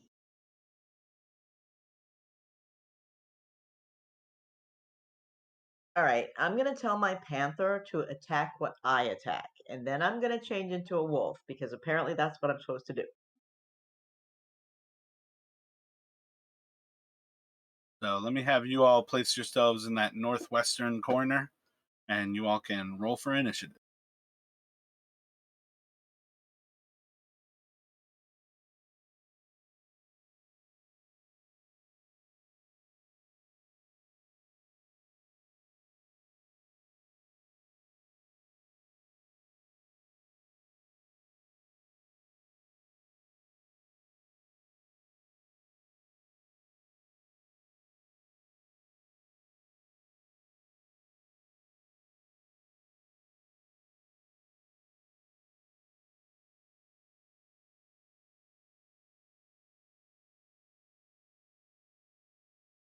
For 1 in All 400. of the 20s. It's I feel one like for you the guys fight now. misunderstand what northwestern corner means. I'm working on it. I got it on the map. Yeah, but I said I was running towards them, but diagonally way before the initiative roll. I don't really care. You're still up next to the party. You can have a little bit of distance, but I care. the moment he shot that crossbow, you guys were effectively in initiative when nobody did anything to stop him. Yeah, my bad on that, guys. They let it happen. They were all interested in seeing where it went. Just thought I'd let you do your thing. You seemed like you had a plan, but I did think we were gonna arrange first, but it's all good. I feel like I was just like peeping at him. I'm just kind of like staring down there, kind of scoping it out, and then all of a sudden you just shoot over my head, and I just see like the screaming wolf like show up as there's like a bolt through one of the goblins' head, and I'm like, so we are going in. Well, he wanted to get the surprise, so he got a surprise on us too.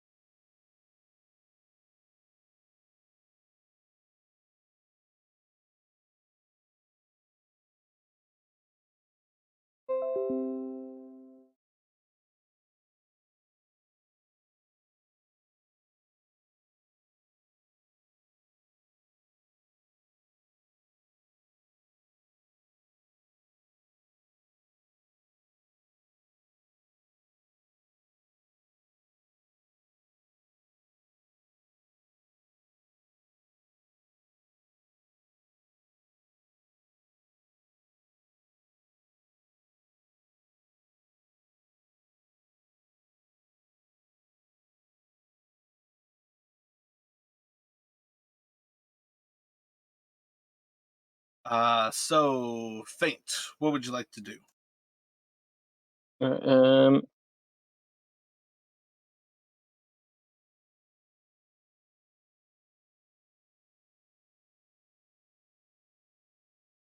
it's pretty far, but not as far as I thought.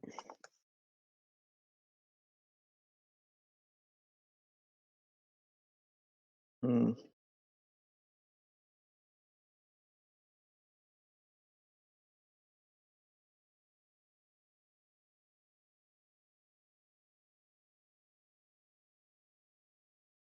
I'll do it this way instead. Hang on.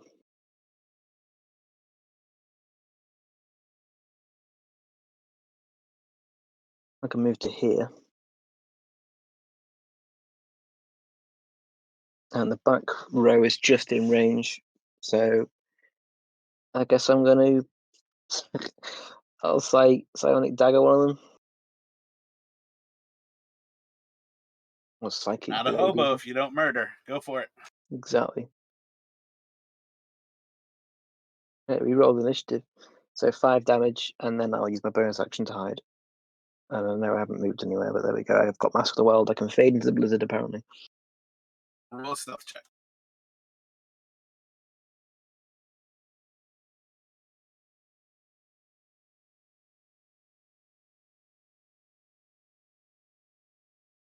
24.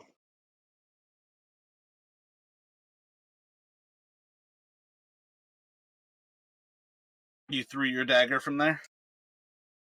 Yep, I know. I haven't moved, and I know you like me to move after I stealth, but I've got Mask of the Wild, so I figured that balances out my chances, but it's your interpretation. They still expect somebody is standing there, so if they're going to shoot at something, they're probably shooting at exactly where you are hidden. I would like to re-roll my race because Mask of the Wild is pointless then. You just have to move yourself. That's all you have to do. I have no movement range Hide, left. move. Hide, move. No movement left. And that's the thing. You are hidden right where they expect you to be. The facing the other way, they wouldn't have seen a dagger. But it's cool, end of turn.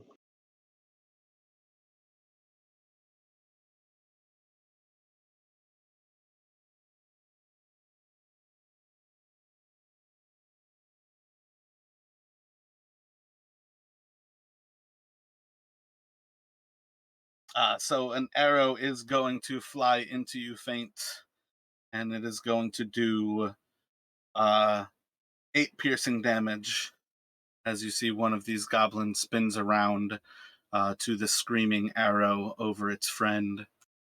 As it catches sight of the other one, it's just going to drop the rope and start to run. Wow, they saw me even through the blizzard of Mask of the Wild. I'm joking, I'm teasing.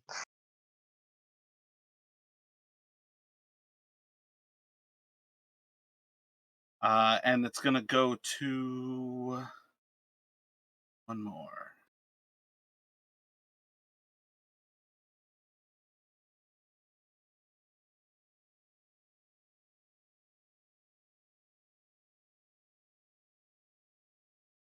Oh, yeah, this goblin's just going to be screaming, hearing more screaming coming from the bolts, screaming, and it's just going to start to run away.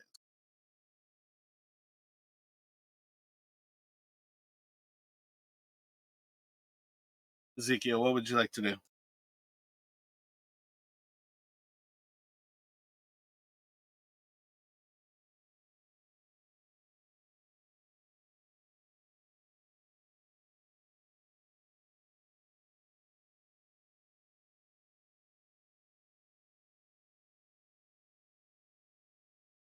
I'll just move up 30, and then I'm going to I will just do sacred. I'll do Toll the Dead. So I'll hold my spear up in the air, and then I will bang my spear against my shield and cast Toll the Dead on that one.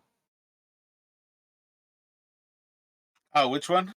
Just like the closest one, northwest.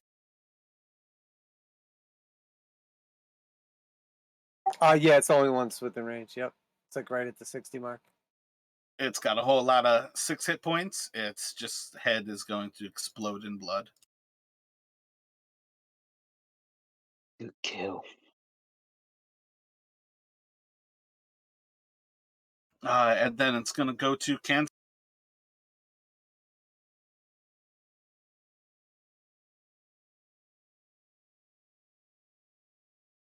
These evil fucks deserve what they've done. What have they done? Exactly.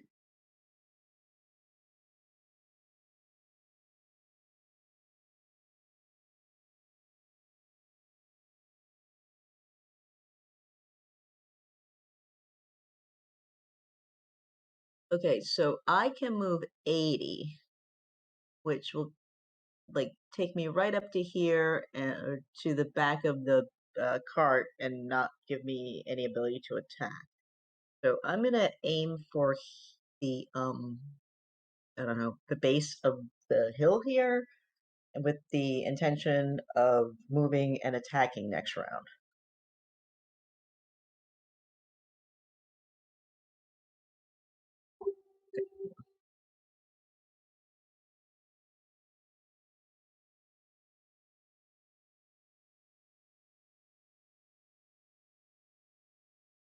And that's it.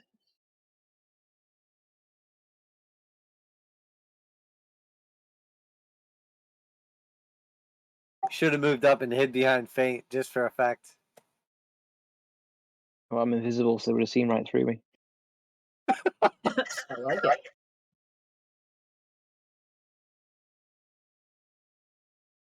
When you like don't move after you hide, I just picture you like shoot a bolt and then you just put your hand in front of your face and then you like part two fingers and kind of peek through with one eye. Yeah, I got fucking Mask of the Wild. I imagine myself just fading into the blizzard, but I think I have to You move. can hide in the blizzard. It doesn't mean that you are effective doing it. Just stand really still. You just go like full mime. You shoot the arrow and then you just freeze. And the goblins literally looked back and saw you shoot an arrow and then stand really still, like, yeah, I'm gonna shoot back at that. Yeah, I'm not arguing with it. I just don't get it. That's all I'm saying. It feels a I'm not lot like arguing you with it. are arguing with it. No, I'm giving jokey banter. You know me. But No, I it's all felt fun. once I'm just disagree with fucking the with ruler. you. I get what you're saying though. It's like if you don't move at least 5 feet, he just assumes you're in the same spot. So, but I was just fucking with you.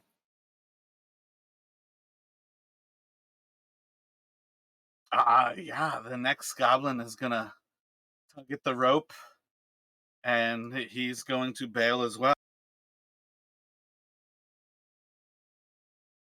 And it's gonna go to Zaps. The last one's just an idiot.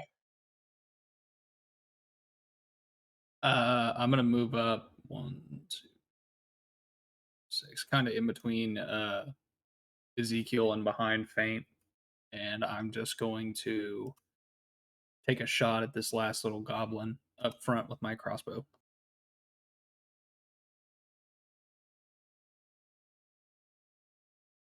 I think it's over. Was it just inside the 80? Yeah. Oh shit, I took mine at disadvantage. I didn't even realize that. That was a waste. Yeah, there's no way he can survive that. I gotta roll 2 6s. Oh, just enough to still die. So while he's tugging at the rope, trying to continue to move these, and everybody is bailing out from him, he just catches another bolt in the back of his head, and he's just gonna die pulling on the rope. And his body is just in that 45-degree angle, trying to continue to move this cart forward. And it's gonna go back around to Feint.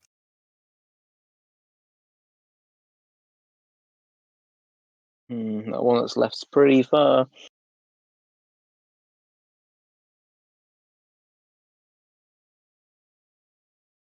He's also the one that shot you. So he's got some kind of amazing vision that can see through invisibility. I've got to be You are not careful about invisible. You're just ineffective. that. 60-foot range. So let's have a look at this.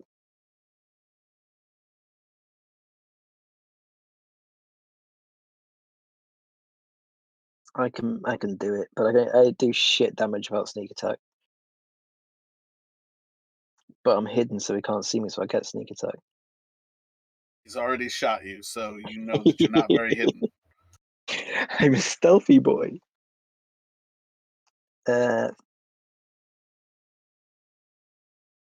What's the range of my psychic whispers?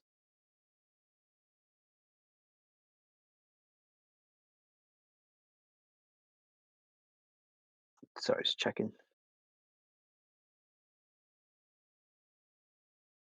That's fine. As long as I can see him, I can do it. So, can I see him from here, or is the blizzard in the way? Just do a perception check at disadvantage.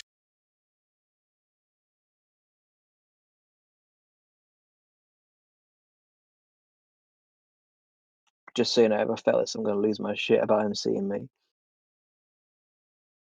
You can see him. 16. Cool. Right. Our psychic whispers him saying, stop where you are and drop, or you die. We just want to ask a few questions. Oh yeah, that makes sense.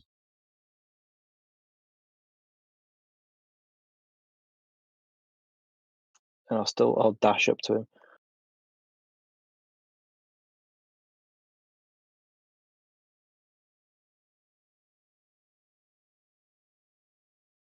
That ends my turn.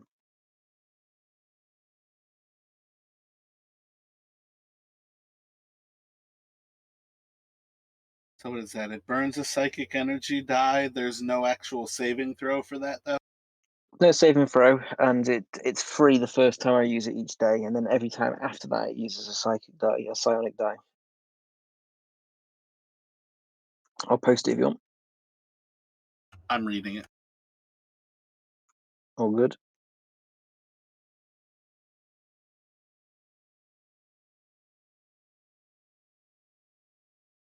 He's going to turn around and look at you running up, and he's just going to yell out, "By the power of Nilbog, I command you to stop!" And he's going to reach out his hand and cast a spell at you. Clearly, nothing is happening. Ezekiel, what would you like to do?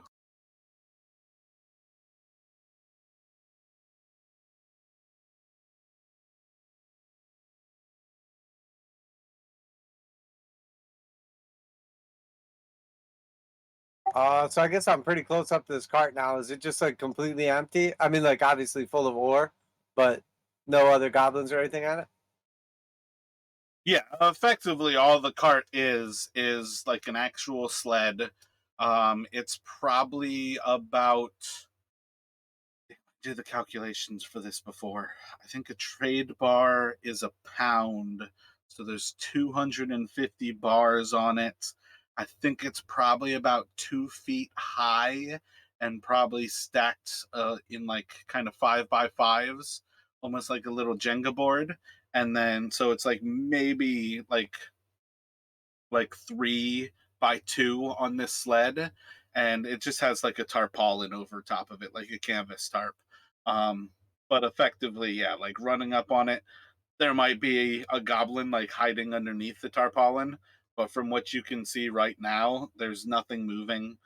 There's 3 corpses ahead of you, and Faint and a goblin are in a psychic battle for the universe. All right, I'm just gonna I'll just hold like a Toll the Dead for I guess is it just like one specific trigger? Like it could it be if the goblin's hostile or runs away, or is it just like one or the other? Technically, the goblin is already hostile, so I don't think that you really have like that as an option. But yeah, it's a particular trigger. So I think if it runs away, that's a viable like change in the scenario. Okay, yeah, I'll do that. Yeah, if he runs away, I'll Toll the Dead him. Yeah, otherwise it might be like you saying, like if it physically tries to attack him, that would be a different kind of a trigger.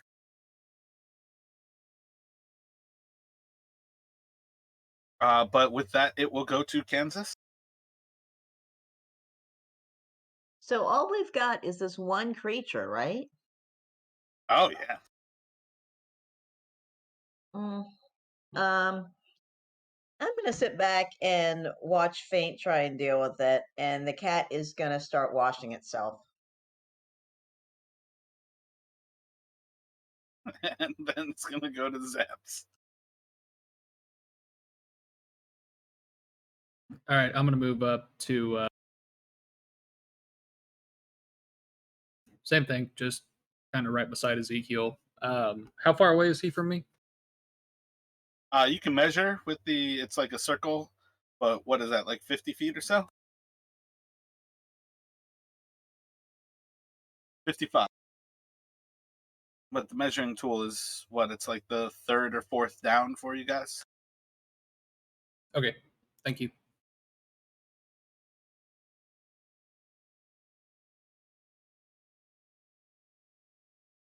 I'm just gonna hold a catapult with one of my bolts and do the same thing that Ezekiel's doing. If he goes to take off, I'm gonna shoot him. Catapult in particular, you need to find like 1 to 5 pound objects. So this is a perfect instance where like you've got things like a bolt. I don't think is going to be sufficient for the future, but you can fling stones. You can fling the actual like iron ore on top of this cart. But catapult is where you're like looking into your environment to throw something that you see. It's Jedi Force throw. Okay. Yeah, and it's kind of the thing where like you could carry like 1 pound rocks with you and have like ammunition, but it's not necessarily something where you specifically have ammunition, and I don't think a bolt is going to be something that will work with that in the future. It's just too light, and that purely is just that kinetic force. Faint. This creature is using your own magic on you, and he's commanding you to stop. What would you like to do? I'm just gonna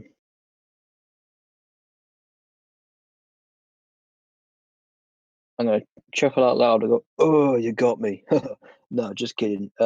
Seriously though, we just want to ask you a couple of questions, and then we can help your friends out about how the people who own this sled died. And then I'll ready in action. No, no, I won't, because I know he'll treat that as a hostile thing. But I'll just have my hands inside my cloak. If I say that, and then I say, and I'm ready to fling a psychic dagger if he does anything hostile, would he perceive that as a hostile thing? You can certainly try. In that case, then I just put my hands on my hips and smile. So You should roll a go persuasion. for yeah. I was gonna say go all in on the check because we're like holding actions if he tries to do it. Yeah, that's Yeah, what I you thought as well. holding the Dave. action means that your persuasion is nothing more than the words you said. You actually going in with the persuasion means that you might be able to change what the goblin's thinking. Wow, an 18.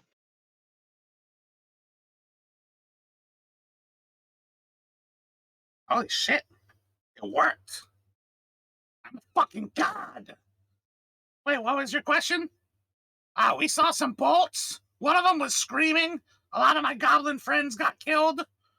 So, like, for a while, I felt like we owned it, but maybe. You guys want to buy a cart full of shit? 17 shinies. 20 shinies. 15? I guess we're still in initiative, right? There's no reason. How many do you want for it? How many are you going to give me? Give me some Oh, coins. Shinies? You got gems? What do you got? Oh no, I didn't mean. I mean, this sled belongs to our friends who died, and I was just wondering because we found their bodies and the sled was missing. And Yeah, we don't were worry, bringing it to you. Give us some gold for it. That's all it costs. you 20, go in the 25, you go in the opposite 19? direction. No, we were bringing it to you. We just thought you were going this way. Maybe it Well, can't count. I've got some shinies for you, but first, Okay. Now we're talking. I'll give you some shinies, but first, Okay. if you answer my question, How is many? All of them? well, some Yes. yeah, Okay. all of them, yeah. So basically, when you found this sled and our friends that were dead, Yeah, they were really fucked up. Does it look like, in your opinion, it was a Yeti attack, yeah? Oh yeah, we saw the Yeti. It was like gnawing on that dwarf. Did you Yeah, see it gnawing on him? It was like had a leg bone. Can I shoot this guy in the face just off principle of him being fucking annoying? I mean, you can make the attack. I'm gonna hold off for right now. Can I like keep approaching or like slowly approach up to this conversation? 100%. I mean, at this point, he's probably moving closer to fate because he's trying to collect these coins. Yeah, I'm gonna get closer too. How many coins you got? You got 25? yeah, about 25. And I'll give him All 7 copper. Nice. All right. A good deal. Yeah, so before you go anywhere, I've got my friend here. He's got 72 shinies, and I'll give them to you as long as you just finish answering our questions, yeah?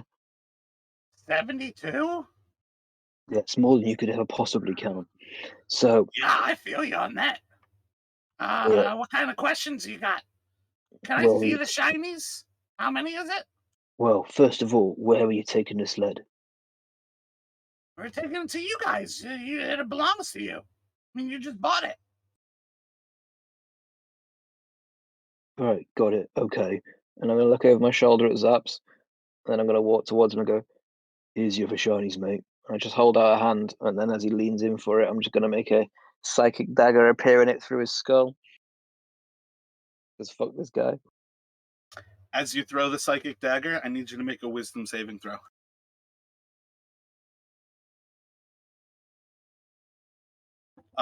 You are going to start laughing, and you are incapacitated.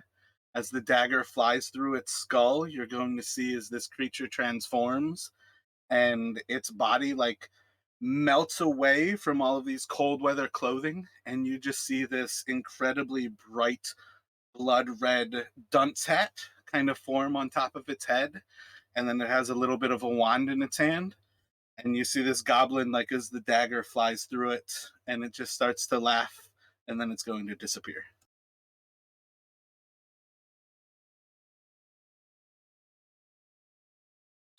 You just awoke in the Nilbog. What the fuck was that? Huh? Am I still laughing? Yeah, Tasha's hideous laughter. It's gonna last for a minute or so that you just laugh. Yep, you are prone, incapacitated. And what, the end of each of your turns? So over a little bit of time it'll take for you to actually successfully pass that.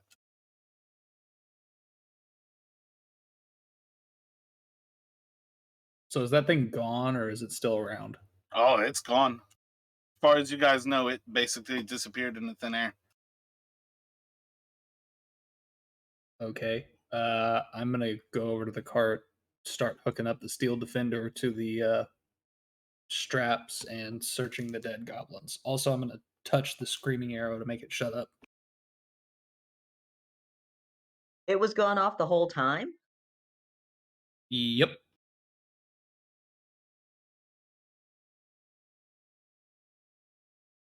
That goblin got away. It screamed off into the night. The goblin with it in its head ran. Oh shit! Really? Did indeed. It got a bolt through the back of its head. It's pretty fucking surprising. Sitting there screaming at it, and then the bolt was screaming at it, and then it was screaming at the bolt, and the bolt was screaming at it. It was pretty fucking freaked out.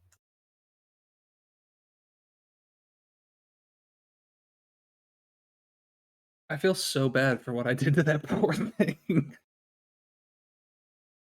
I did it first, but I don't now because it was some evil shit.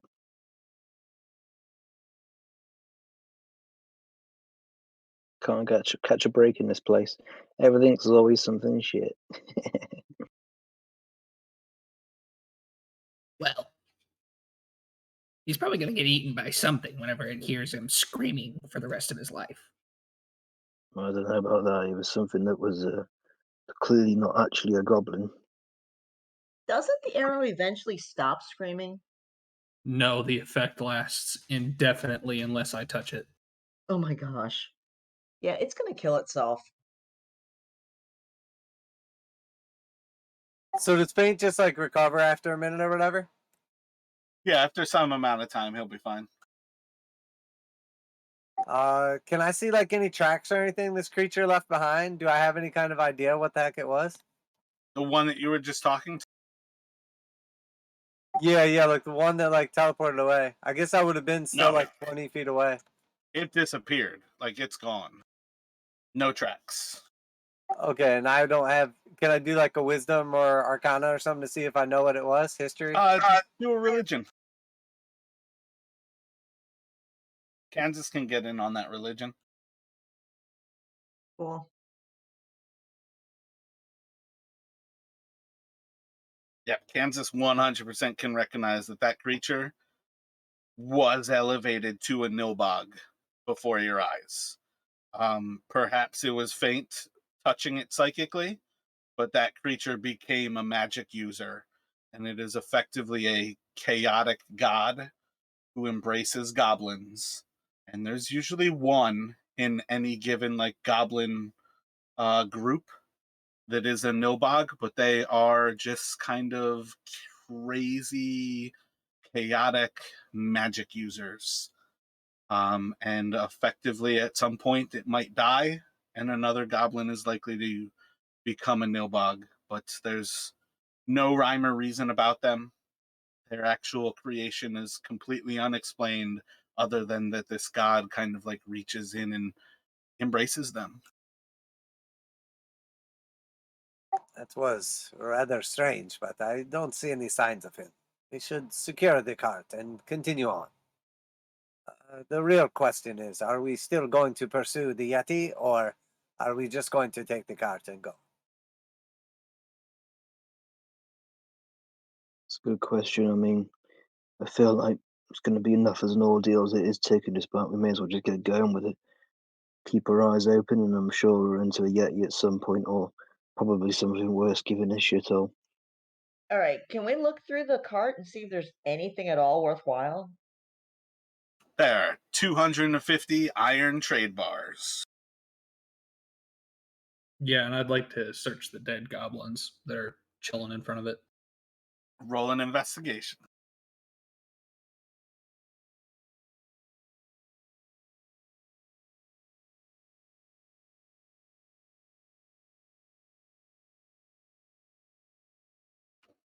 You can find 4 damaged short bows and 4 arrows.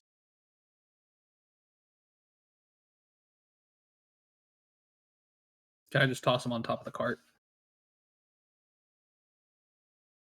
Most certainly.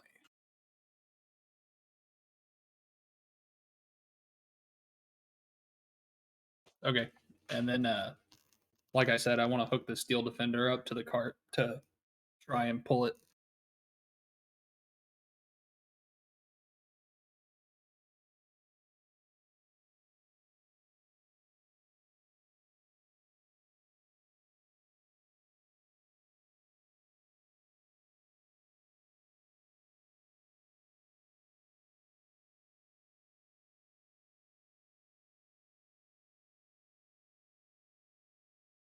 Yeah, I don't see any reason why that can't sufficiently move the cart for you all. And you can start to head back along with the sled filled with trade bars.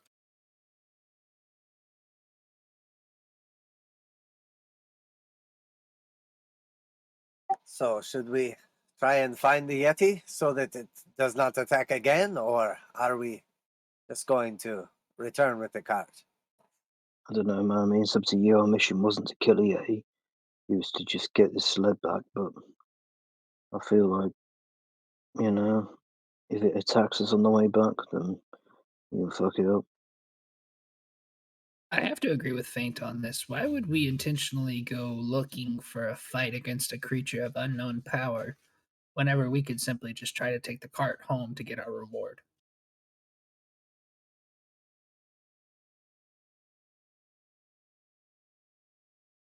And I think you have a point. Who knows? There could be one or hundreds.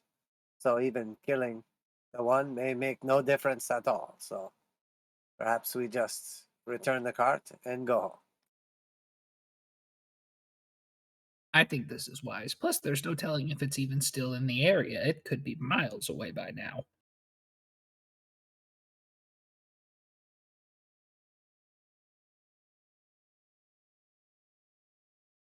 Can I just like pervade the area? Do I see a Yeti anywhere? No, like the last of the Yeti tracks would have been where that dwarf was slain. You guys would be a while away from tracking, like the goblins in particular.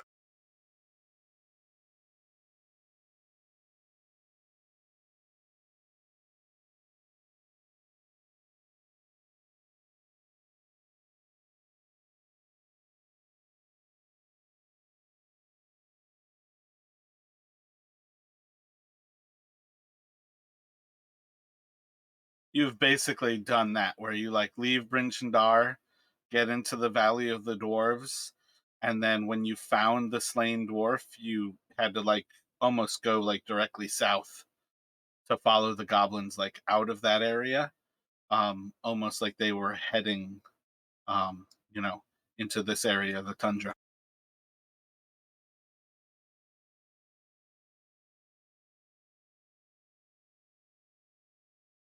So following the Yeti would be going backward and trying to see if you see any tracks. Going back to Bryn Shander, like the quickest way might be going just directly south to the east way and then following the road.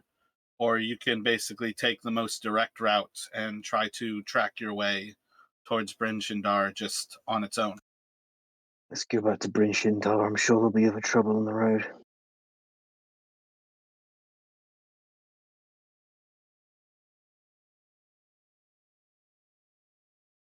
We should get the cart back. Sounds good enough to me. We can have the beast bring it back. Perhaps the panther can help, or we can push if it's necessary. Just as an aside, I'd like to just get Kansas's attention a second and just be like, hey, I suppose you could just talk to me over here aside for a second. Okay, I'll go over. Hey, you know this sled here, where you see how it's got like them sliding ski bits on it, yeah? Uh-huh. Well, that's what I've been getting at. If all them people with boats would just put them on it, they get across that ice. You see what I mean? You see what I've been getting at all this time, yeah? Well, yeah, but you're not going to convince the people of doing anything like that. I just sigh heavily. Maybe you're right. It's not easy here, you know. It makes sense. I get it. I think the ski thing makes sense compared to like wheels. What are we doing with wheels in the middle of this place? Thanks, Kansas. I really appreciate that. It's been a good talk. Thank you. You Let's need go to house retire now. Fate and open his own what is it, like sea sail snow? Sea snow sail? Sea snow What are them? snail? Sneeze no style, that's it, Supplies. yeah. Supplies. Everything except fish. Oh, fuck fish, yeah. If he doesn't die from the slaughter egg first. You can create an entire industry. You just have to eat fish for the rest of your life. Not worth it. Did you mention the slutty egg in character? Actually, no, I didn't know, because I don't think I've actually officially told him yet, have I know? Where did we land on me knowing about that, by the way? I think we said that I must know, right? Yeah, yeah. Alright, cool. Well, I'll still keep it to myself for now.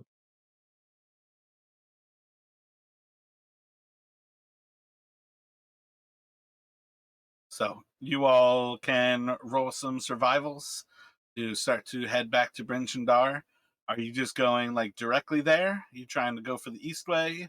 Trying to make your way back into the canyon of the dwarves? What are you thinking? Fastest way.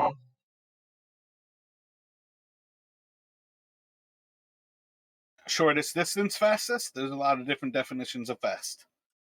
Shortest distance, fastest. GPS. Gotcha. So you all can kind of shoot for vaguely southwest, trying to make your way closest to Bryn Shander. Following on for quite some time. It's about like another solid 2 hours or so of blizzard conditions before you eventually start to see the snow giving way. Feel like at that point you're kind of like well beyond the initial like 8 hours. I think you'd be looking at probably like 5 or so. So depending on how you're feeling, Ezekiel, during that kind of travel period, aid would fall.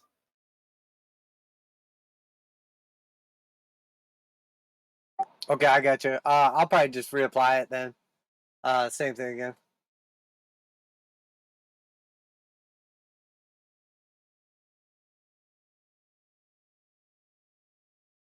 And then a good bit after he does that, y'all will start to see some of the first signs of the hill that Bryn Shander sits on, kind of in the distance. When the wind and the snow kind of give way at times, but when you are ready, do another round of survivals for us.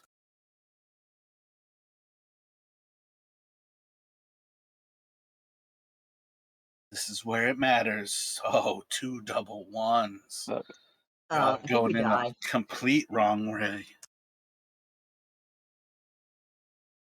GPS has failed.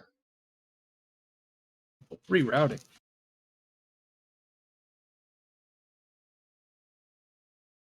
Yeah, so after you all walk for quite some time, you are going to notice yourselves coming up on a lake by the time there's actually clearing in the visibility, and you have the view of Targos and Termalaine ahead of you.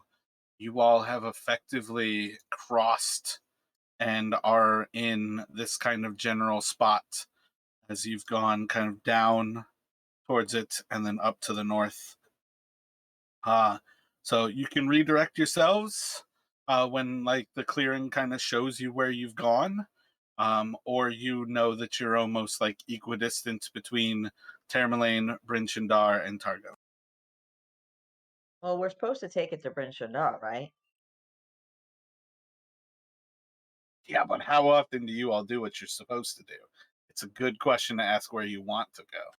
Yeah, I mean, it's not like it's easier to go to one of the other places, so we might as well take it where it's supposed to go. I mean, what are you going to do with 250 iron bars anyway?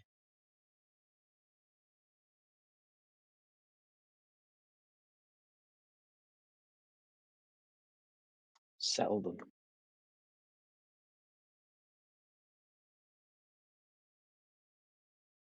So if you are ready, roll another round of survivals.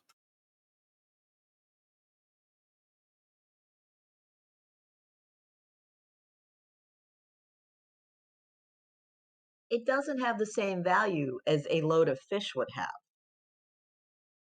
That's worth nothing around here.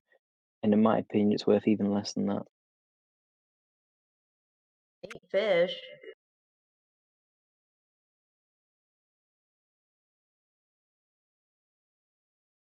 Yeah, most towns don't even have a blacksmith to actually use the ore.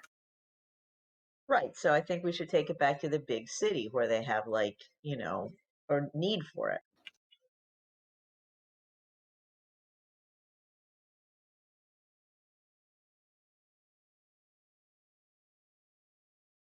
Yeah. So I think you all are going to see as the aurora gives way, and you start to see Bryn Shander in the white blue light of the moon, approaching closer and closer to the full moon. This is one of the brightest times of the month. You will have a beautiful view as you all start to walk up to it, and kind of still another few hours in time wise, but you can kind of arrive with maybe like 4 or so hours left in aid. So you have an idea that you've probably been away for like 12 or so hours in the day so far. As an added bonus of aid, some vague time-telling properties.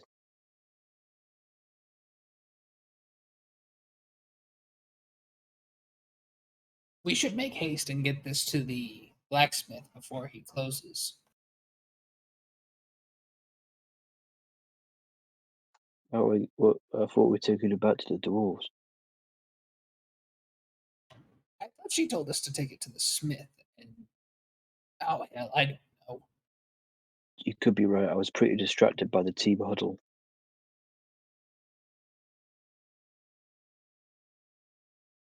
To the blacksmith, the black iron blades, and then we can find the dwarves after.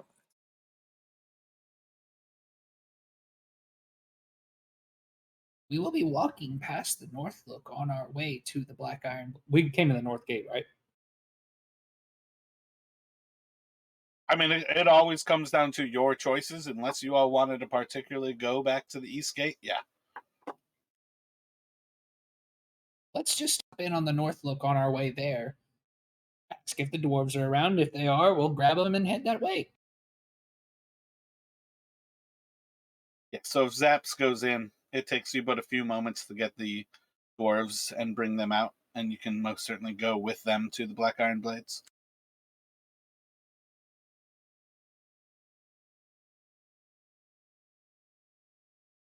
But you all can arrive at Black Iron Blades. If you have anything that you desire at present, you can go ahead and grab those things. For what it is worth, Rona is going to come up with the other 5 gems, giving you all 6 of those 50 gold blood rubies. And you can... Yeah, I think at that point you guys can take 10% off anything that you need to buy from Black Iron Blades, and that will include effectively weapons, armors, and adventuring gear. Could you have bought it before?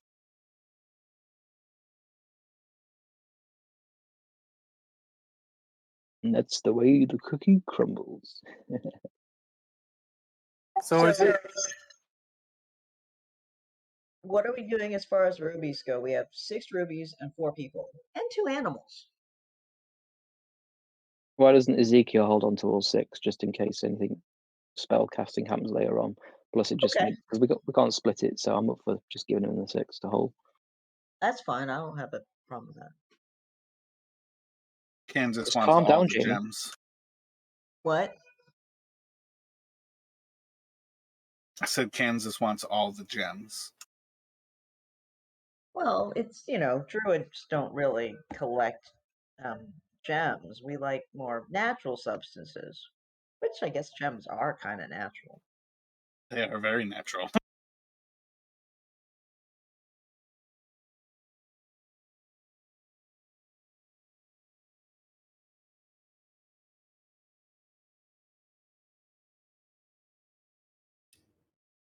So I think we are going to continue the venture towards Tourmaline next week, with you all heading towards Targos, unless you decide to head straight to Tourmaline.